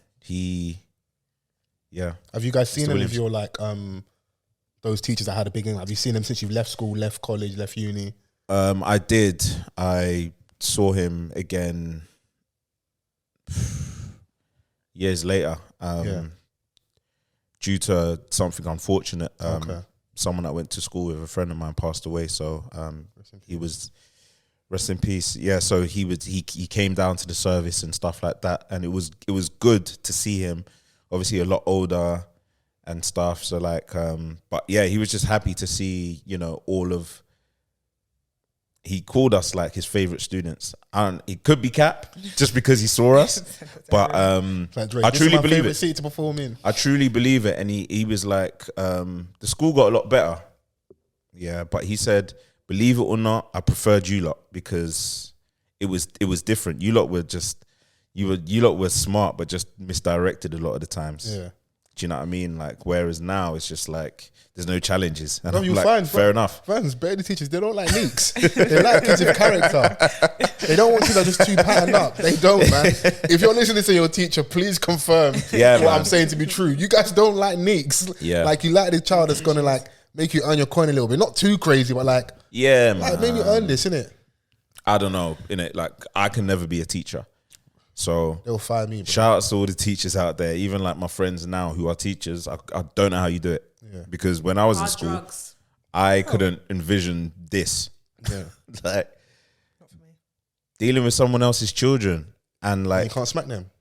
So did I. what did you think she was going to say? I just thought she was going to say something crazy. Y'all nasty. Yeah? That we are. You're nasty. This is what we get on. That we are. Listen, he was just seasoning food. You know what's so funny, yeah? Is me, Vans and Chrissy was all the same wavelength. Yazzy's being mad wholesome. She's like, well, I'm going to be in this place and they're not going to season their food. We was thinking sex. Yeah. I don't know what you're talking about. Yeah, I mean, he was also a deadbeat, no? Yeah, When are you going to kill his He youth? was a bum. Yeah. He was a bum. If I'm He was a terrible father. I'm not going to say nothing. Nah, go on. But all I will Get say shit is, off, bro. Lucky Days album slaps. And all I will say is, Serena Williams and Venus Williams are not complaining. That's all I'm going to say, innit? That's all I'm going to say. Okay. Some kids get picked and some kids don't. So, Fair. Yeah. Foles, what would you choose? You know me, I'm for the scandal. Like, Yeah. find my villain, man. Because like you're saying, like, some of these superheroes are a little bit dry and So Harley Quinn. yeah, the thing you're really fighting for, like, Yeah, so like if you were to watch The Punisher, for example, Marvel, but he's not a hero, nor is he a villain. Or he might be a hero, but he's you just might as well be a civilian, nuts. bro. It's just nuts. He's just on his own thing, just doing a madness. Bro, come and sit with me. Let's go to work, man. What you For the doing? greater good, though. Oh, yeah, Maybe. Depending on who you speak to. exactly. That's the thing. So like, obviously, the superheroes that we may have been watching as kids, now as adults, we look at things just based off our own perspectives. yeah, Based off what they've given us. And then it's like, are they a hero though? I used to see Batman as a hero as a kid. but now Yeah, you look at him a little bit different, He innit? needs therapy. Yeah. I Yeah, agree. the Donnie's just rich and decided to just Think about what he's using all these riches for. beat Dons up He's in the wanted. dark. Man's beating up addicts, homeless people. Yeah, like Like, pick up some of your own sides, bro. yeah. Like, when you really choke it up, innit? So and something that I've been pondering over for quite a while. go on. Do you ever dream about the same place? So do you ever have a dream on like separate nights, Yeah. but you've gone back to a place in a dream and you know you've been there before in a dream also? Oh yeah. No, I've never known where I've been in my dreams. Fox. Was that necessary? That just felt like you just had a shot for any reason. That was a quicker than Amigos ad lib. Yeah. Like, Mama. Sorry, too easy. Yeah. So do you ever, or have there been places where, like, you visited the same place, or you're like, I don't think I've ever seen the same person in a dream, but there have been places that I've in the dream, I'll be like, oh yeah, I've been here before. Like I've been back to In my a dream. grandma's house in a dream a couple times. Yeah, okay. Yeah. But So- have you had that happen to places that aren't like Or that have like significant, if you know what I mean? yeah. Yeah, but I can't talk about that. Oh. Yeah. Well, thanks for sharing. So, all right, cool. So, have you had the same dream twice or more than once? No, not the same dream. No. No. Like the exact same one? No. No. Not that I can recall. No. Have you? I feel like I have, but again, know I'll what be you meant. knowing where I was. Yeah. Like, it was like maybe the people, yes, Right. and everything else. I just didn't know where this place was. Fair. What about you guys? Did you? No, I always feel like people who have the fortune of dreaming every night or regularly, for one, are very fortunate, because that's not my ministry. Two, yeah, no, That's so funny. it's funny. I was watching a film yesterday that's just recently come out on Netflix called Slumberland, because Maruche Opia, who is in I May Destroy You, Yeah. I did is see in that. it alongside Jason Momoa, Chris O'Dowd, and it's kind of like a PG version of like Inception meets Big Fish, and some other really cool movies that we would have seen, but it's for children, and the whole concept of it is about dreams and sleep, Right. and the kind of fantasy world that comes with it. I don't really want to say more than that because I feel like it will kind of spoil it. But if you can watch it, do have a little gander. And basically, what you're saying kind of ties into that about revisiting the same place or revisiting like a particular place. And even as I was watching it yesterday, I did think to myself like how lucky it is for that to come up as a concept is clearly something that either this person has had regular dreams or recurrent dreams about the same thing. I don't have that, but my sleep is also very broken. And has always been very broken for as long as I can remember. So that's probably why if I do have dreams, they're very, very vivid. So to dream them more than once, I think would probably take too much out of my body. Yeah. Or I have no dreams at all. And if I do have dreams, I don't remember anything. So yeah, that this is a whole other conversation for me. So I'm just happy to just listen. I feel like Yeah. you shared a lot. You Yeah, shared way more than you wanted to. Yeah. She looked me in the eye like, Fols, can you segue to the dating topics? But you know what it is though? Dreams are like something that I don't think like people discuss enough in depth, like in like what it may mean. Like, how does this shit come to you, bro? Because like for me, I can go through a spell of like dreaming every day and then not dreaming at all. Really? And it's like, what made me dream and then why has it gone? Do you know what I'm saying? Like, it just makes me like, No, it just makes it's a me, good thought to have. Yeah. it just makes me question these things. Like, but you know, what you said about people not talking about their dreams enough, I dream pretty much every night. It's stranger for me to not have a dream Really? than it is to have a dream. Am I in your dreams? So what will happen? mad, Yeah, you've had a little cameo. Mad. When I was younger, my mum would always encourage us to tell her what our dreams were. She was like, no matter how silly it sounds, no matter how ridiculous. Yeah. And I remember her saying, like, the more you talk about them, the more you'll remember them. Like it, because you're kind of almost training yourself. Like it won't be a thing of like, as soon as you wake up, the dream's gone. So because of that, now like I'll always remember the dreams that I have. Sometimes I might have like, if I have like a particularly strange dream and I don't think about it much when I wake up, I won't remember all of it by the end of the day. Yeah. But if I'm like going to work and I'm like, oh, that was so strange that this happened, I can recall them like long after. And then I'll also have times when I'll be like, oh my God, I've literally been to this very place, even though I've never been there in real life, but I've been there in my dreams more than once. Is there a significance to the revisiting thing? I don't know. If you never asked me, I don't think I had this conversation. So thanks for asking. But like, do you guys think like there's any significance if you like you're revisiting certain places or memories or? well, people say that like some of these things mean things. Yeah. Do you know what I'm saying? Like, but someone can dream like of nothing but spiders, and they say that there's meaning behind it. Like, why is because it's so specific. Do you know what I'm Yeah. saying? Like, and sometimes it's like, raw, like, I wish I could dictate my dreams. Do you know what I'm saying? Like, I want to tap if into you- that like I element think you of mine. can. Can you? Yeah. You can, because a lot of them are psychology based. So like with the most recurrent, I think, dream is something about teeth falling out, and that's linked to like anxiety or fear of like an impending event, or Someone's pregnant. yeah, the fish thing. If people dream about fish or something, that it supposedly means someone's pregnant.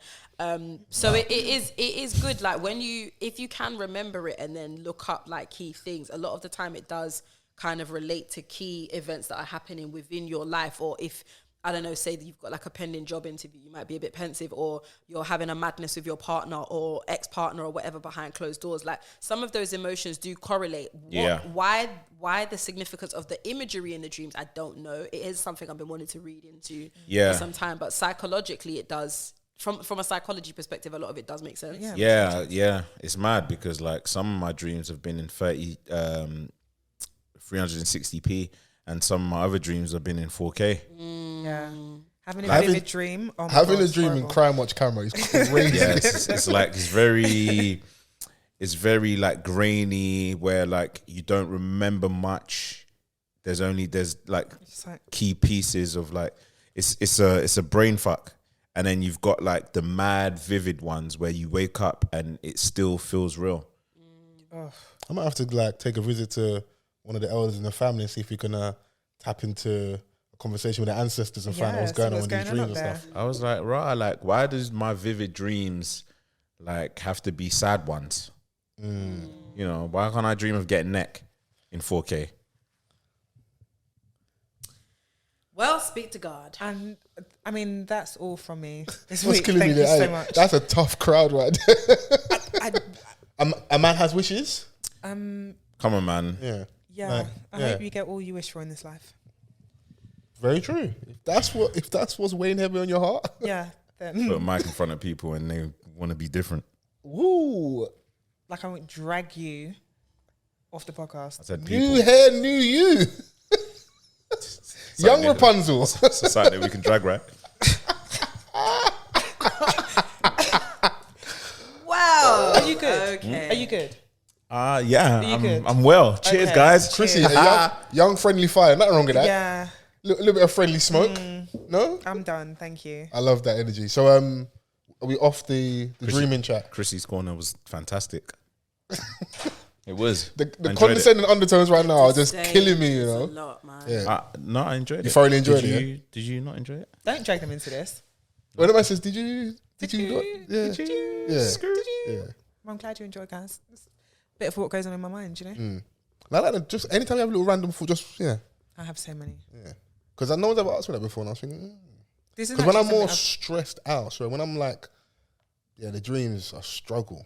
Like, it's either they don't happen or like I can't remember them at all. Like, it's proper weird. I will even dream if I have a nap, and you not be having those.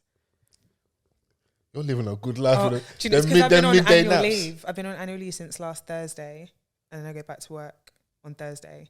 So I've just been like. Is that why your napping skin's during looking the so day. good? Because you're well rested, isn't it? And SPF. Love that for you. Come on. Do you know what I wanted to go to? You know, before I was saying before we start recording the podcast, yeah, that I wanted to start this episode playing Lamar 50-50. Yeah, which would have made some sense about the next topic I wanted to get into. I don't know if you guys seen this clip by MichelleObama. She was sat down. I sent in whilst you find it, Vans. So she's basically talking about. I've got it up. Oh, you got it up. Cool. You know, you can play it and then she can say way better than I can explain. Time you we'll have a little said chat. you miss me. Now we want everything quick. When life is everything I don't know like if you guys that. seen the clip or not. But once Vans has got it up. Marriages, we have to understand that marriage is never 50-50.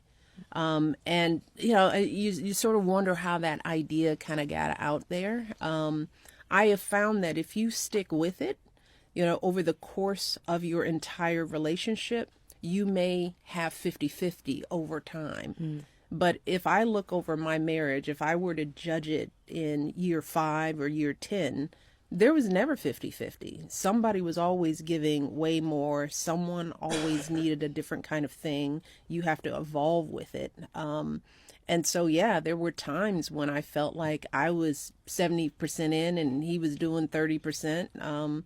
But I think that, and I've had to compromise as he has. I've had to, because of the choices that I made in the terms of how I wanted our family to look. Yeah. I had to take my foot off of my career gas pedal, never putting on the brake, but slowing up a little bit. Those are the natural compromises that are required. And I feel bad when I see young people giving up on their relationships because there are periods of hard. There are periods of discomfort. As I have told young people who ask me about marriage, I was like, you have to be prepared to have long stretches of discomfort. And long, I mean, it could last for years. And don't put kids into the equation, because that's just another layer of complication. You love them to death, but they will shake your marriage up and turn you both upside down. So I think it's important for us to be honest in those conversations, not to glamorize what a partnership feels like, because then young people quit too soon. They quit before they've really, played out the full scenario. Thoughts? Don't do that. I agree with her. I agree wholeheartedly, because you, in life, like regardless of what the relationship is, whether it's friendship, like parent, partner, whatever it is, it's impossible for the balance to always be even, because we're going to have different needs at different points of times in our life. If you have one person in the relationship that is unwell for whatever reason, they've got a long-term sickness, it's going to be impossible for them to put in 50% of that time. And what they need from you, in order to make things work in that moment, is for you to give 70%. I might need 110 if I'm sick. Grow up. What, Vans, young man flu?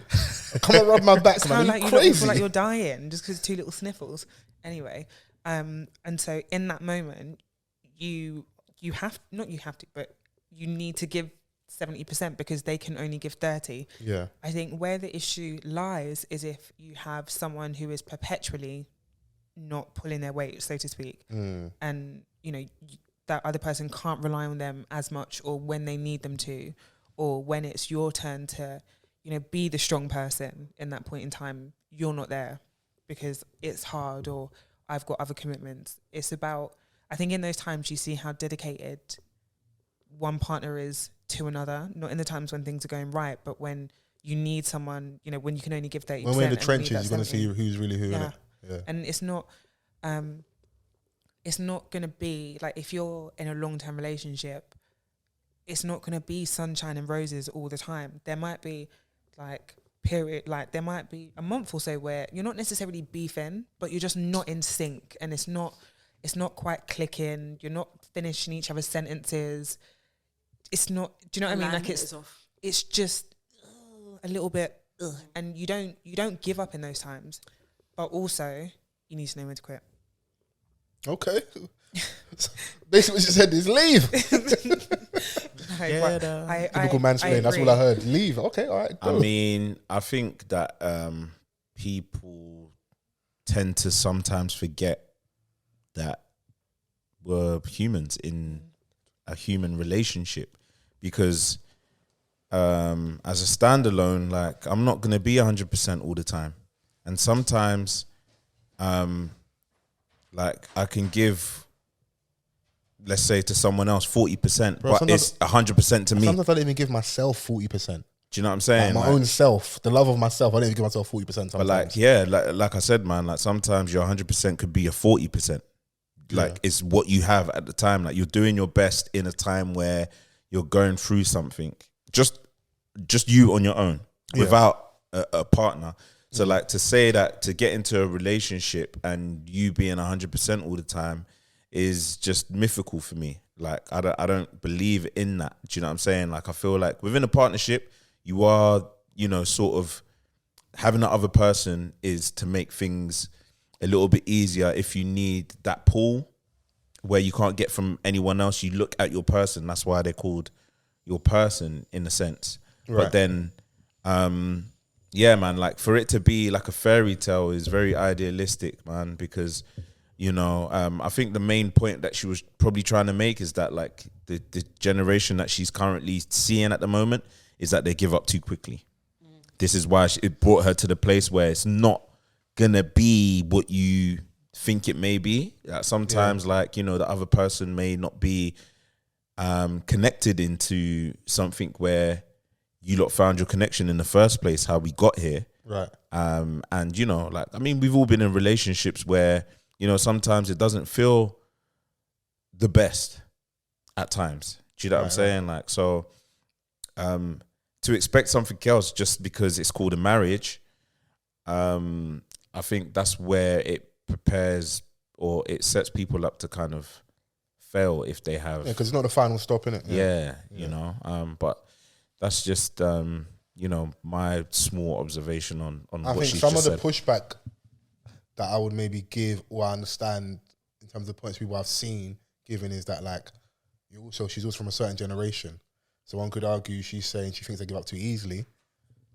Some could argue people of a certain generation. You didn't give up quick enough. Yeah, they stay too long. Yeah, you stay too long. And this thing it could be, yeah. This thing isn't serving you. It It's hurting you more than it's helping you. And you're staying because of the prestige and the gravitas of marriage. And also, let's keep it a buck. These niggas ain't Barack Obama, bro. You're going to firm some things with the president of the United States. Like, Yeah, it but worked out for you, innit? Like, she didn't get married and he was Barack the next day. of course, but like, in the end, it works. So like, remember, she's giving this relationship advice off the back of hindsight and it working, or at least us believing it works, innit? Yeah. Because whatever sacrifices she may have had to make, or times when it was imbalanced, I got to the highest office in the land, and whatever promises Donnie probably made. Obviously, I think she released a book as well, so there's a bit she goes into a bit more. Donnie fulfilled that, innit? But I think I was watching the thing where they were talking about, like, I think they were in different states at the time, and obviously, naturally, because you're not there, you can't give your element. But she was at home with the kids, and Donnie was, when like his day of work was done, was in the gym. But listen, I'm about to be president. I need to show Putin these gains, innit? You're here talking about these fucking kids and homework. Oh my God. Get out my face, man. You're the top. I'm going to the G8 summit, yeah? I need to shake all these guys' hands. I need to feel my presence. I hear it. Yeah, come on, man. I hear it, man. Like when I retire, I will get back to it. So, sacrifices, innit? You wouldn't make a sacrifice for someone that's going to become the first black prime minister of the country? Sacrifices are made. And we're speaking about, you know, people that are doing things that are extraordinary. Yeah. It's not your standard, we go to work and go home kind of thing. Do you know what I'm saying? Yeah, it's different. The thing is that, like, and it's not to shit on a regular person because that's what I am, but it's just the goalposts are different when you're speaking as a former first lady. Come on. Someone that has been on this political trail for so long, and obviously, like, getting to the point where they're seeing that this could be a possibility of me being at the highest office, you know? So I don't know, man. Like, maybe that she may have been talking about, like, before they even knew what the fuck they were gonna be doing. Of course, I'm sure. Listen, like, I think she was Michelle. I don't even know. I don't know how long. She was a high flyer at the start. Like, he was like, you know, and she kind of had to put her career on hold a little bit. I think we, do you remember when did you watch the Bel Air? We spoke about it, like that scene where they were having a conversation about, like, she was it photography? What was the thing she was an doing? artist. She was an artist, innit? So, and she kind of like Put on hold lip of a family, innit? Like, and that dynamic of, like, again, politics. He wants to get into politics. That's his thing. But, like, what does this mean for me? And what does it mean for my identity? Am I now just the first lady? Yeah. Like, what do I do? Am I just the person next to the person? Yeah. Yeah. So, I mean, these are conversations that you're going to have, especially when you meet someone and, you know, you have your own aspirations. She has her own aspirations. And whether you want to do this family thing or not, someone has to take a step back. But who? Tradition is the woman, don't it? Yeah, but now it's a new day. It is, but I think when we're getting into a space of, like, economic crisis, people start pushing more back towards traditional stuff. Yeah. Because it's like, those things also serve me and help me, and at least that gives me some level of security. So, yes, it's a new day, but I don't think that the generation of guys growing up now are going, okay, cool, I'm going to be at home for a couple of years. Bro, there's a couple man that would be like, yeah, do you know what? I hear it still. Well, I'm going to chill. Yeah. On whose coin? Could be on her coin. Could be on the house spot, on ours, maybe. I don't know. But it just depends. Like you work on your diet though, because that if we're going non-traditional, it's the like for like. We're going on a breadwinner. Your woman's a breadwinner. You're at home. Do you think a lot in your circle? Let's go like our personal. We're not gonna go too crazy, but like, do you think in the man them around you now? We're like, yeah, I can sit at home on my lady's coin. Probably not. Yeah. Do I think they could? Yes. Do I think they would? No. I think you're thinking too linear, to be honest with you. Actually, I feel like in this 2022, if there is a guy that is at home, well, I'm speaking purely from a heterosexual perspective now. Don't worry, we'll get to the gays as well. We can do that too. No, because of the example that you use. But I'm saying, thinking about what a lot of, like, yourselves, your content creators, your podcasters. So you're sitting at home is not sitting at home. You would find a way to flip that to your benefit while still being at home with your children. So I feel like you guys are looking at this from a 1950s angle when we're the example is today, but you're not adding it today. Only one of us is around in the 50s. but only one of us. But you get what I'm saying though, is that like I feel like if guys of today, for whatever reason, had to be the breadwinners, had to be the caregivers, the homemakers, the caregivers of their children at home, whilst maybe the wife is doing more a quote unquote traditional office role. House would be a shambles, jollof on the ceiling, shambles. I feel like a lot of guys would find a way if they're able to manage, doing the school run and everything else, those during the day hours to like be broadcasting to Twitch, having a little pundit sat in there, like, or finding a way to flip it. I don't think that it would be as linear or generic as just being at home with the kids. And actually, given how many, like, I couldn't tell you what it is that the Cabs family do for a living, but what I do know is that they found a way to turn the family into a business. And I feel like the way a lot of guys think now, like, look at, the filthy fellas and that, like, a lot of people be like, well, what is it that they actually do? But obviously, if you're paying attention, you get what I'm saying? So if I'm now to use yourselves as an example, when there's been instances where someone's not feeling too well or whatever, you guys find a way to record from home. So if we're thinking from that perspective, I don't think that it is as linear or as, mundane as the former generations would have been. I feel like there would be a way for you both to still bring in an income, even if it is the one person that's supporting it with a traditional role. I feel like in a heteronormative perspective, like, men would still be able to hold their own in a way that can actually still benefit you guys going forward, and it all still marries into tech or social media or whatever. So I don't know. Absolutely, I think we're thinking too small. I think it's a space we're in. I think you still have to. I think linear would still help in, like you said, we were talking about like the Michelle and Barack example. Of course, that doesn't represent majority of the population. They're a past generation in how they've done it. Majority of people aren't content creators. Yes, things have changed because of the pandemic, so a lot of us are working from home. But in terms of the like for like examples, is most people have it's not. Don't use box and like have a normal job in it. They're not content creators in it. So I get, like, for us, if it's specific talking about me and Vans, why that might ring true. But the average person, it will be a different outcome because you have a job. You don't have this second. Not everyone.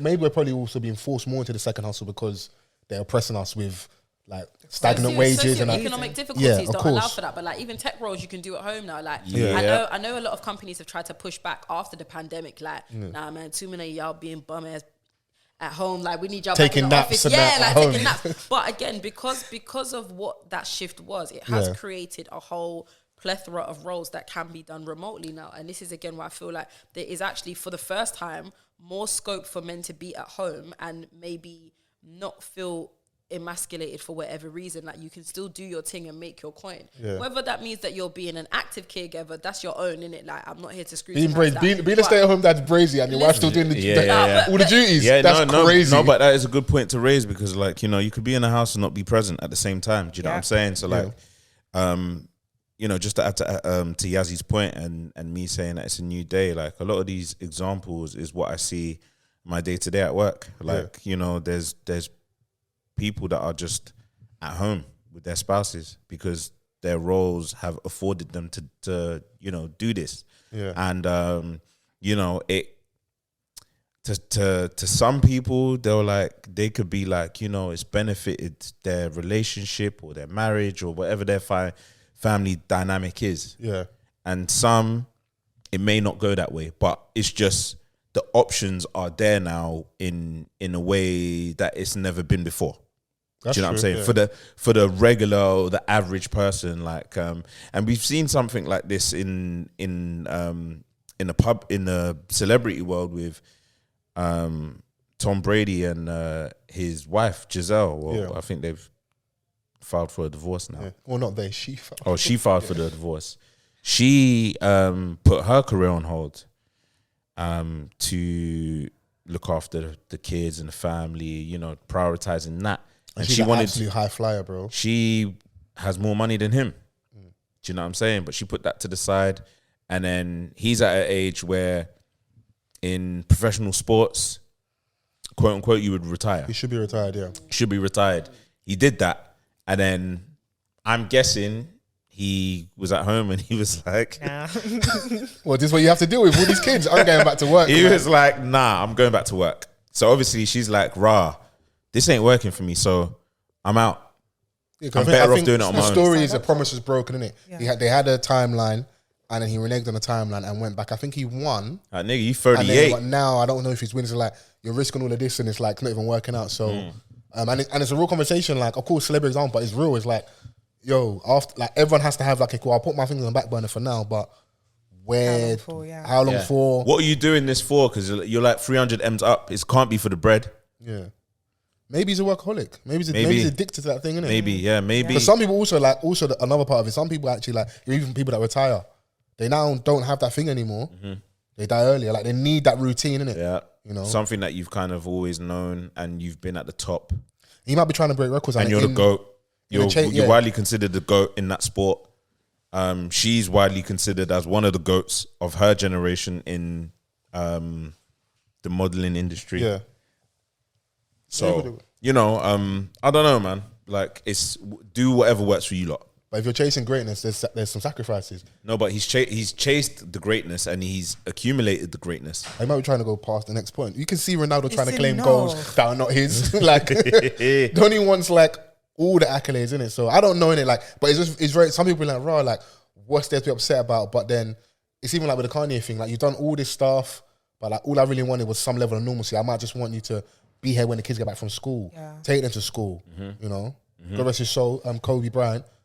We saw the lengths he went to still try and have some normalcy where it's like, I will take a helicopter ride so I can make the meeting and I can still make practice. I can do these things, innit? Like, you can, I mean, like, and that's essentially what I think the money should be there for. Yeah. At that level, to make it make sense that you can do all of it. Or if we do then sacrifice, it means that maybe I pull back from work so I can be at home more.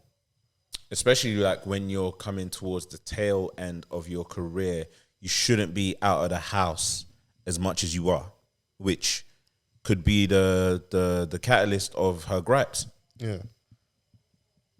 But also, you've seen them uncles at LA Lounge, like, they should be retired, but they're still outside, man. God. This guy. Every time I try to leave. Don't use that song for evil. No.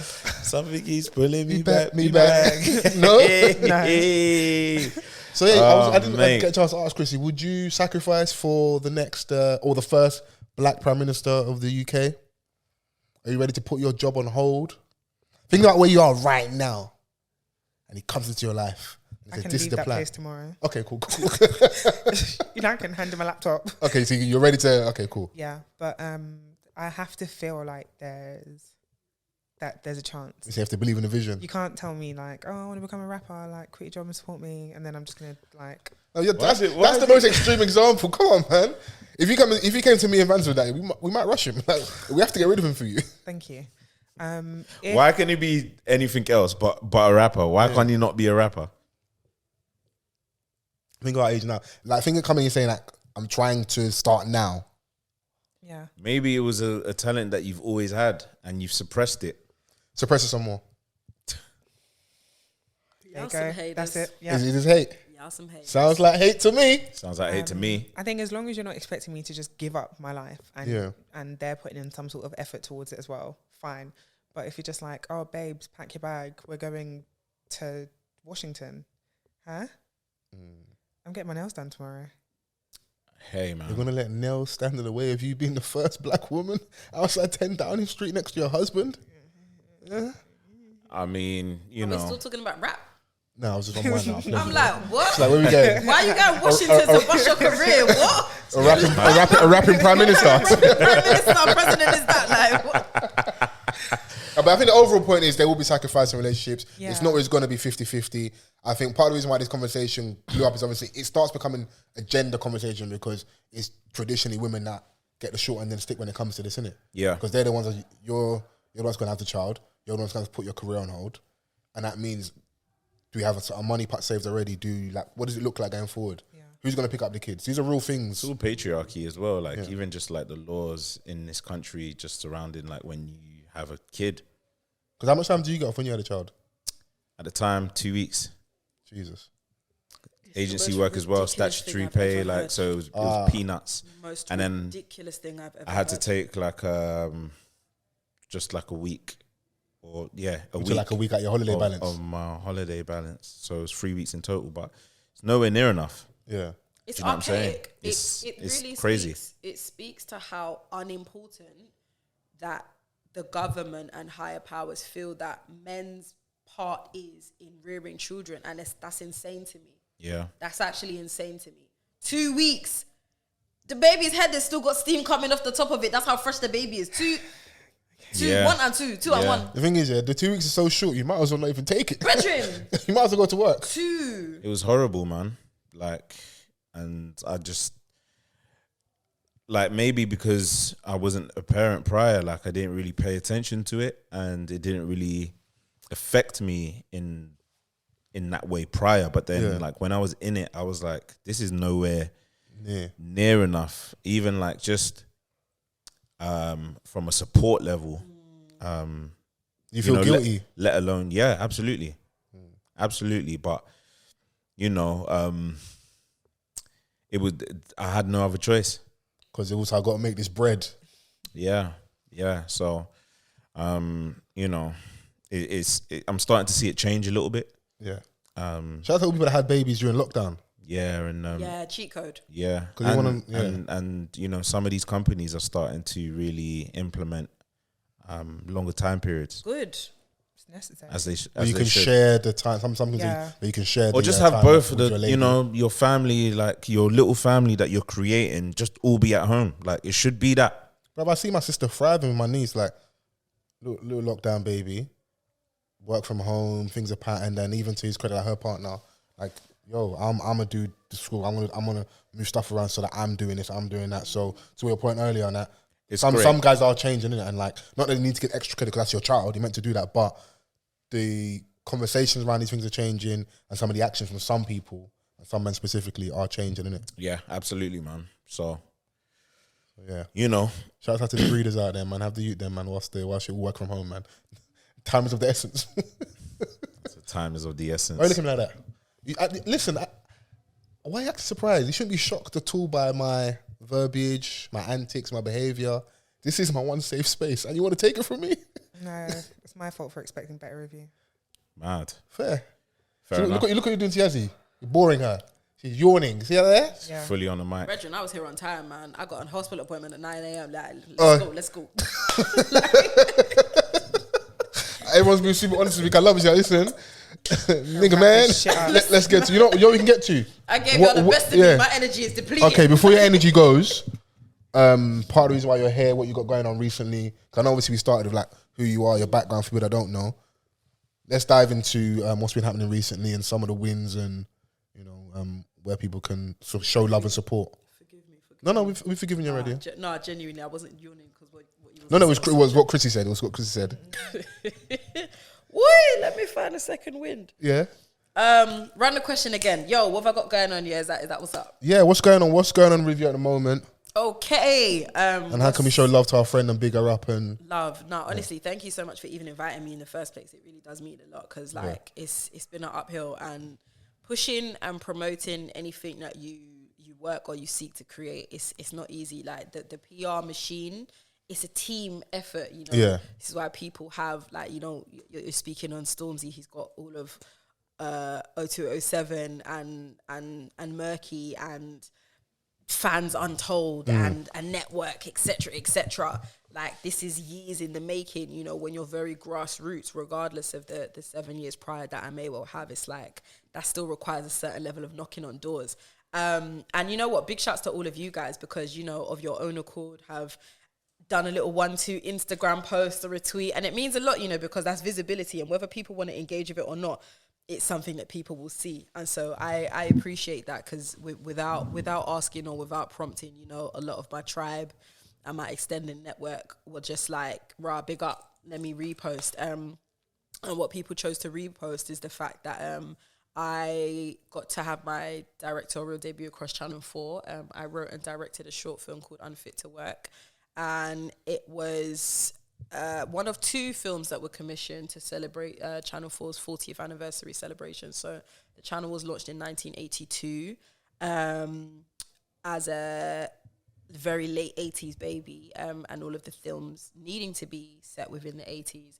I decided to base my film on the 1980s job market crisis of the Thatcher era. So, you know, good topic. Yeah, it's not that dissimilar from, like, you know, the cost of living crisis that we're going through now. So that was another reason that I thought, yeah, it was quite fitting. And also within that time was the HIV and AIDS endemic. You know, a lot of people were lost due to this unfortunate and very devastating crisis and medical emergency that, again, in terms of how it was handled, I feel like it was a very short period of time, but that monkeypox situation and how people were kind of going after queer folks was like, raw. Oh, the same was the gay disease. And that's exactly what all the newspapers were saying. So, you know, to make this film that I specifically decided I didn't want it to have any, there was no scripted dialogue. I didn't want anybody to say a single word, because before the contract was signed, it was something that would be between 5 to 7 minutes.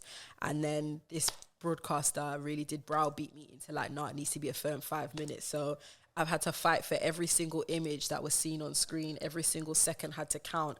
And if I then had to keep writing and rewriting script dialogue as to what is said, it wouldn't have made sense. But the main reason why this film is important is because it was a disability director scheme, and it was the first time I said out loud that I had ADHD, which was a very reaffirming thing for me, or affirming thing for me, to one, be accepted off the strength of my idea alone, and 2, that actually doesn't make me any different. If anything, it makes me a lot stronger, because I know that my neurodiverse mind that has a million ideas a minute actually is able to pour into. That might be your superpower. Useful. This is exactly it. And so, yeah, man, like it's been a journey. You know, I'm not gonna sit here and rubbish anybody, because you know, even in its you know, troughs, there's been its peaks. I've learned a hell of a lot. Some of the lessons I don't think I would have wanted to learn it that way, but I'm glad that I did. And so now I'm just on the other side of it now, where it's pushing and promoting. So it broadcast last week, technically Thursday morning, but it was Wednesday night at 5 past midnight, after ZZ Mill's Unapologetic. You're on the black segment over there. Yeah, man. You know, and I had my little concerns, because I was like, I know that show's riled up some people's in a particular way.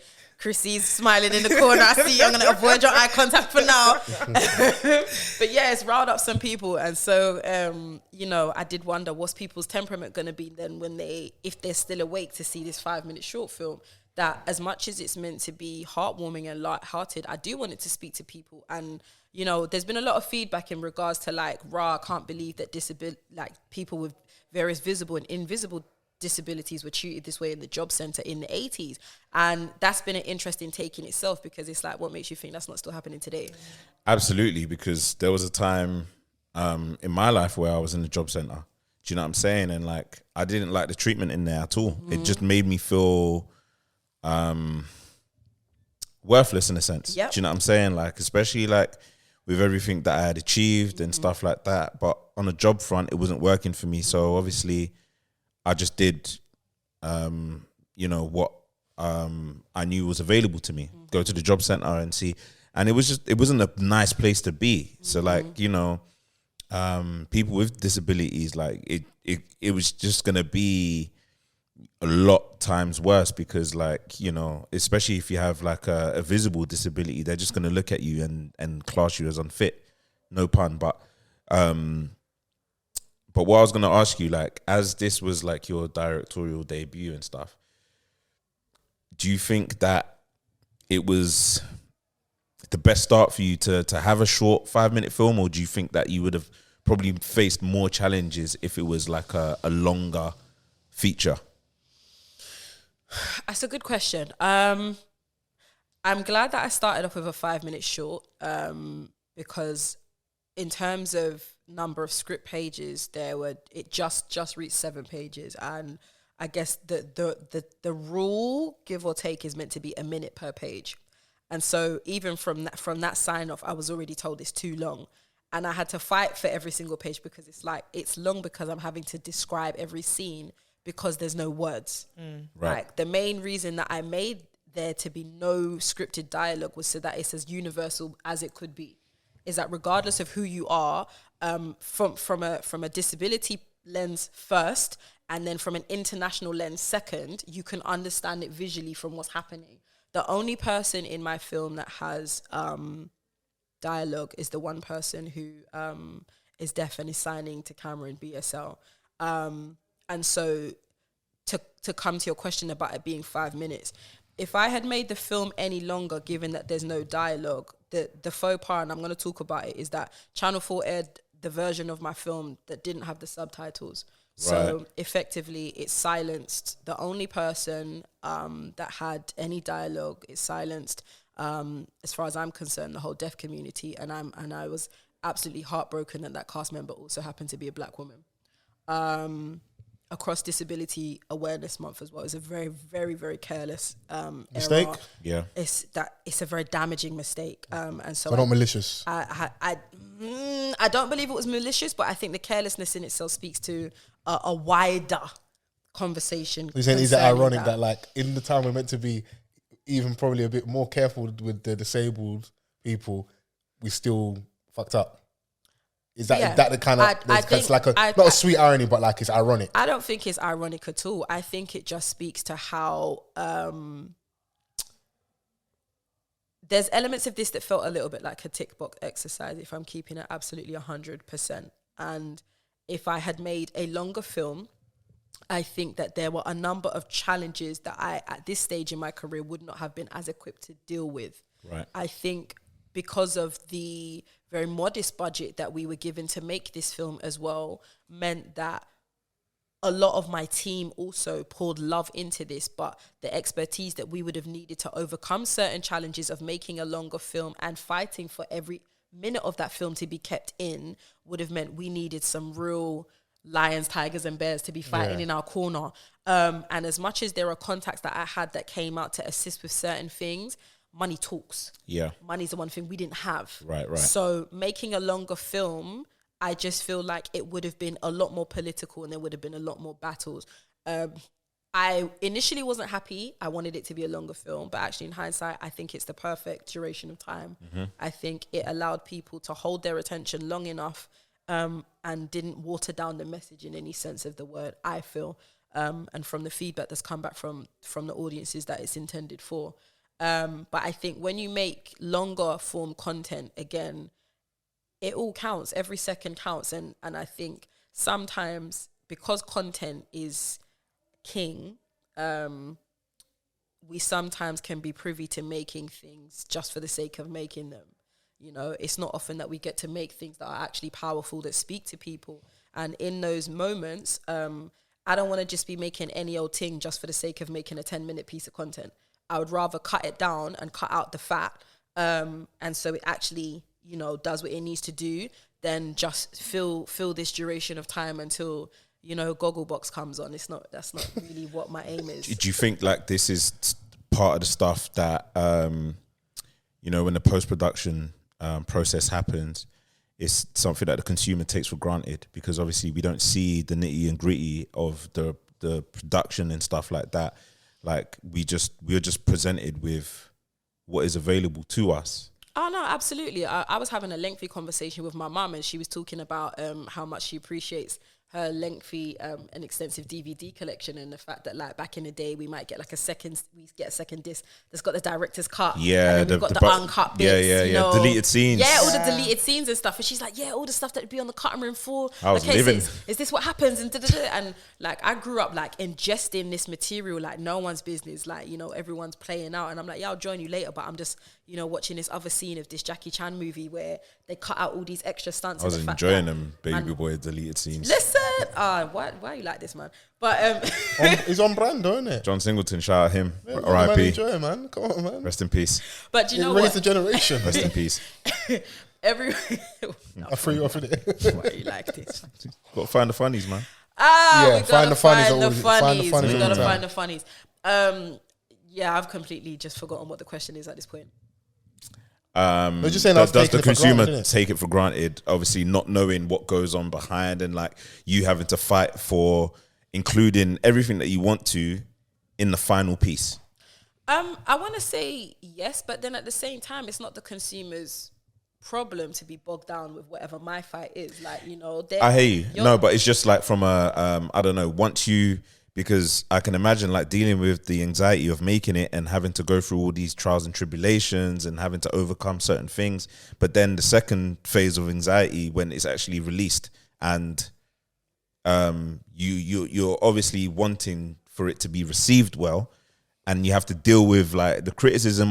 You know, we felt like we should have included this and blah blah blah. We have our what are we watching segment where we talk about things, and you know sometimes we would look at a film or a series and, you know, have our opinions. You know, we felt like they should have put this in or put that in. And these are things that you're actually fighting for. And like, you know, just to make people that are watching have an idea of like how it all comes together and what you're allowed to, or, you know, what you're afforded to kind of put into the piece, is why I asked that question. Do you know what? The main reason why I said I don't feel like it's the consumer's responsibility to be bogged down by that is because you're watching this as a completely blank canvas, and even if your opinion is just to completely write something off, your opinion is still important. And it's important just simply because it speaks to things that I might not have considered. And now it's my choice as to whether I allow your opinion to now consume me in terms of the next thing that I create. Fair or enough. if I receive it and it's like, no, I'm just going to throw it away. And I think the beauty with that as well is that I know the things that I would have loved to have included in it and the things that were keeping me up at night. I felt physically sick on the day that I knew it was going to touch the TV screens, because I was like, this, that, and the other's wrong with it. But also, I've watched this thing on repeat. I've had the conversation with editors. I've gone back and forth with the execs. Like, you know, when we're like, we don't have enough money for this, is like, all right, how can we get around this? Like, the wardrobe and most of the costumes that you see in the film is genuine articles of clothing from my mum and dad. Like, my mum dug out half the attic and my dad had bare the things in storage that he still wears these suits to today, man. He bought timeless pieces. How big are the in suits? real time. Don't worry about that, man. Shout out, Uncle. But nah, he did bits. Like, he really came through, and a couple other stylist brethren came through with that. You know, Naomi Nasap. Yeah, she came through as well. She got a special thanks in the film. You know, a friend. I don't want to drop names, but she's very high flying for a pretty major streaming if it's service. a heavy name, drop it. We'll pick it up, bro. Nah. Drop Because that heavy name. I've had some interesting people in my DMs just seeing we're mutuals and hit me up and like, hey, can you connect me? Not even hello. Like, it's crazy. You Let's know? connect. So, yeah. But yes, okay, be honest.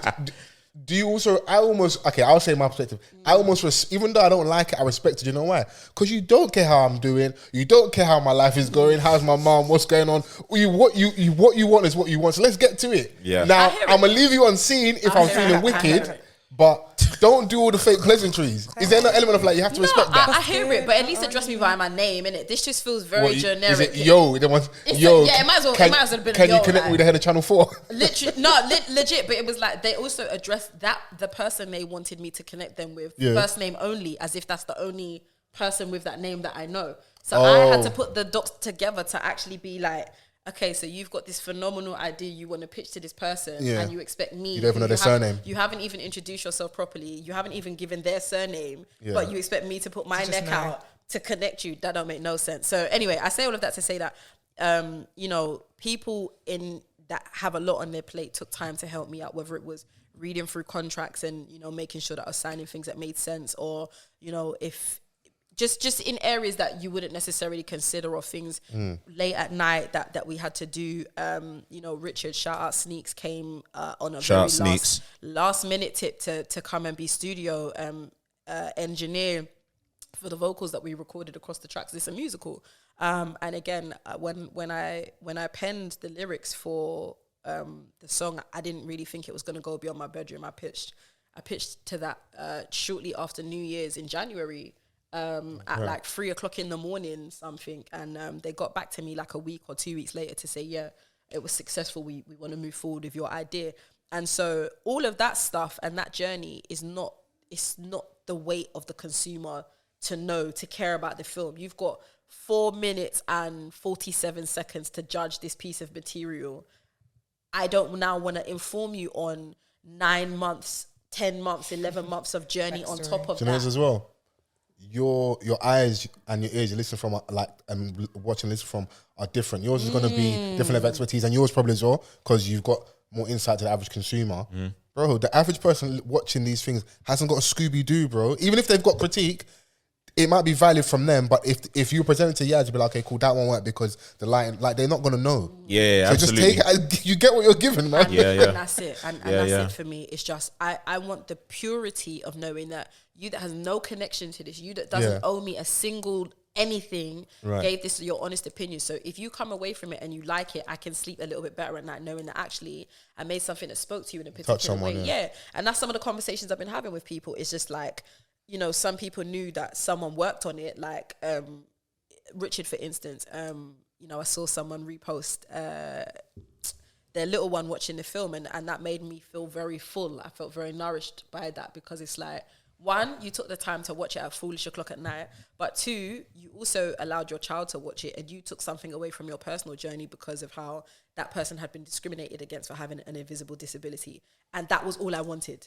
Yeah. That was all I wanted from it, is that in some way, shape or form, it's made you think about someone that you know, and now you will consider your natural biases or prejudices towards that person or that situation going forward, just even if it's just for a brief moment in time, because we're people in it, we relapse. But if in that brief moment of time, you've now considered your behavior just to adjust it a little bit, then I've done my job correctly. And that's why I don't want to bog people down with the extraness. Yeah, long and short of it is you get what you're given. Get what you're given, man. Yeah. I hope you niggas that are using your loved one's disability badge are listening and watching the thing as well. Bro, your hardy art is crazy. As a man that lets the N-word fly from time to time, sometimes when you say the N-word, it makes you so uncomfortable. I don't try it, bro. God. This one that lets it fly. So it is, when you say it, there's hella conviction. It's like I said it and I really mean it. Bruv, do you know what? Yeah, like, and I was watching it. Yeah, shout out to Yazzy again for this. You know, Random Acts, Unfit to Work. The irony of the shape bad babe telling the Donny that he's unfit to work. People need to look in the mirror. Shape bad. Yeah, crazy. Yazzy, I'd just like to say. So yeah, moving along. Yeah, you were about to say he relapsed. That was a relapse. Yeah, that was a relapse moment. So again, he relapsed again. But we know the tone and. But that's good, honest feedback. Good, honest critique. That's how he feels in his heart of hearts. Like, how dare you? How dare you tell me that I'm unfit to work? Yeah. But do you know what? Even that. So like when I cast her to play that particular role, I was very, very conscientious of the fact that like most of the matriarchal type characters that are on TV they always end up playing that kind of role, and I didn't want it to be a thing where she's a very soft person by nature for people to come at her, because people are crazy sometimes. You know, some of the things I see people like write for the TV villain, they be finding their address and sending some real off. People are weird. People are so strange sometimes, and you know, it's not that kind of thing at all. Like the height of power, I definitely would have rushed Tariq if I saw him. But at a certain point, if I saw him outside, young slide tackle. Yeah. At a certain point, hear it. he deserved it. Disrespecting your dad like that. I got a pappy. Teach me the game, ghost. No, people get drawn into fictional narrative in a way that's quite scary at times. Yeah. But it's also really interesting and it's kind of phenomenal that it's like, right, if this person's acting skills has made you feel all this They've kind done of their job. emotion, then Yeah. they've done their job correctly. They've done their job. But I was Don't tell up super- outside my house, man. Slow down, man. Yeah, no, that's a bit. It's a little bit overkill. But I was very mindful of casting her in that role because it was like I don't want anyone that might not necessarily be sitting in a healthy space in their mind to come at her in any kind of way, and it hasn't been that to my knowledge. So You try and cover all bases, isn't it? listen, when I tell you every single thing on that screen and in that film was considered, it's not an exaggeration. Like everything was considered. But again, I've been studying my craft for a long time, and so it's nerve-wracking to work beside so many directors for 7+ years and then step into that role, because it's then taking everything that you've learned in theory and putting that into practice, you know. So yeah, it was important to me, and I just wanted to do it. Do you know what you did miss, though? Well, what did I miss? There was no cheeks. No, I didn't say that. Wait, what? I didn't say that, but we can get to that as well. So what you really missed? What did I miss? Me and Vans' acting debut. Ah, We man. could have played the drunk uncles in the job centre. We could have found something for us to do in there. Why do I have to be a drunk uncle, bro? She fits. Do you know the worst thing about it? If anybody, it should have really been me. Because the last time we was all like together, it was me that was drunk, innit? So, yeah. I would like to say the next time you need a drunk uncle in the job centre, call me. I'm ready, man. Thank you for. You get what you're given. services. Like, thank you. get in where you fit in. I really appreciate. Like, your obviously we'll get to services. the sex symbol roles, the Lothario stuff, superhero stuff, the Denzel type roles. But if I need to start being a drunk uncle, What, as an extra? that's listen. Fair enough, man. I'll get there, innit? So Yeah. done in a second. But remind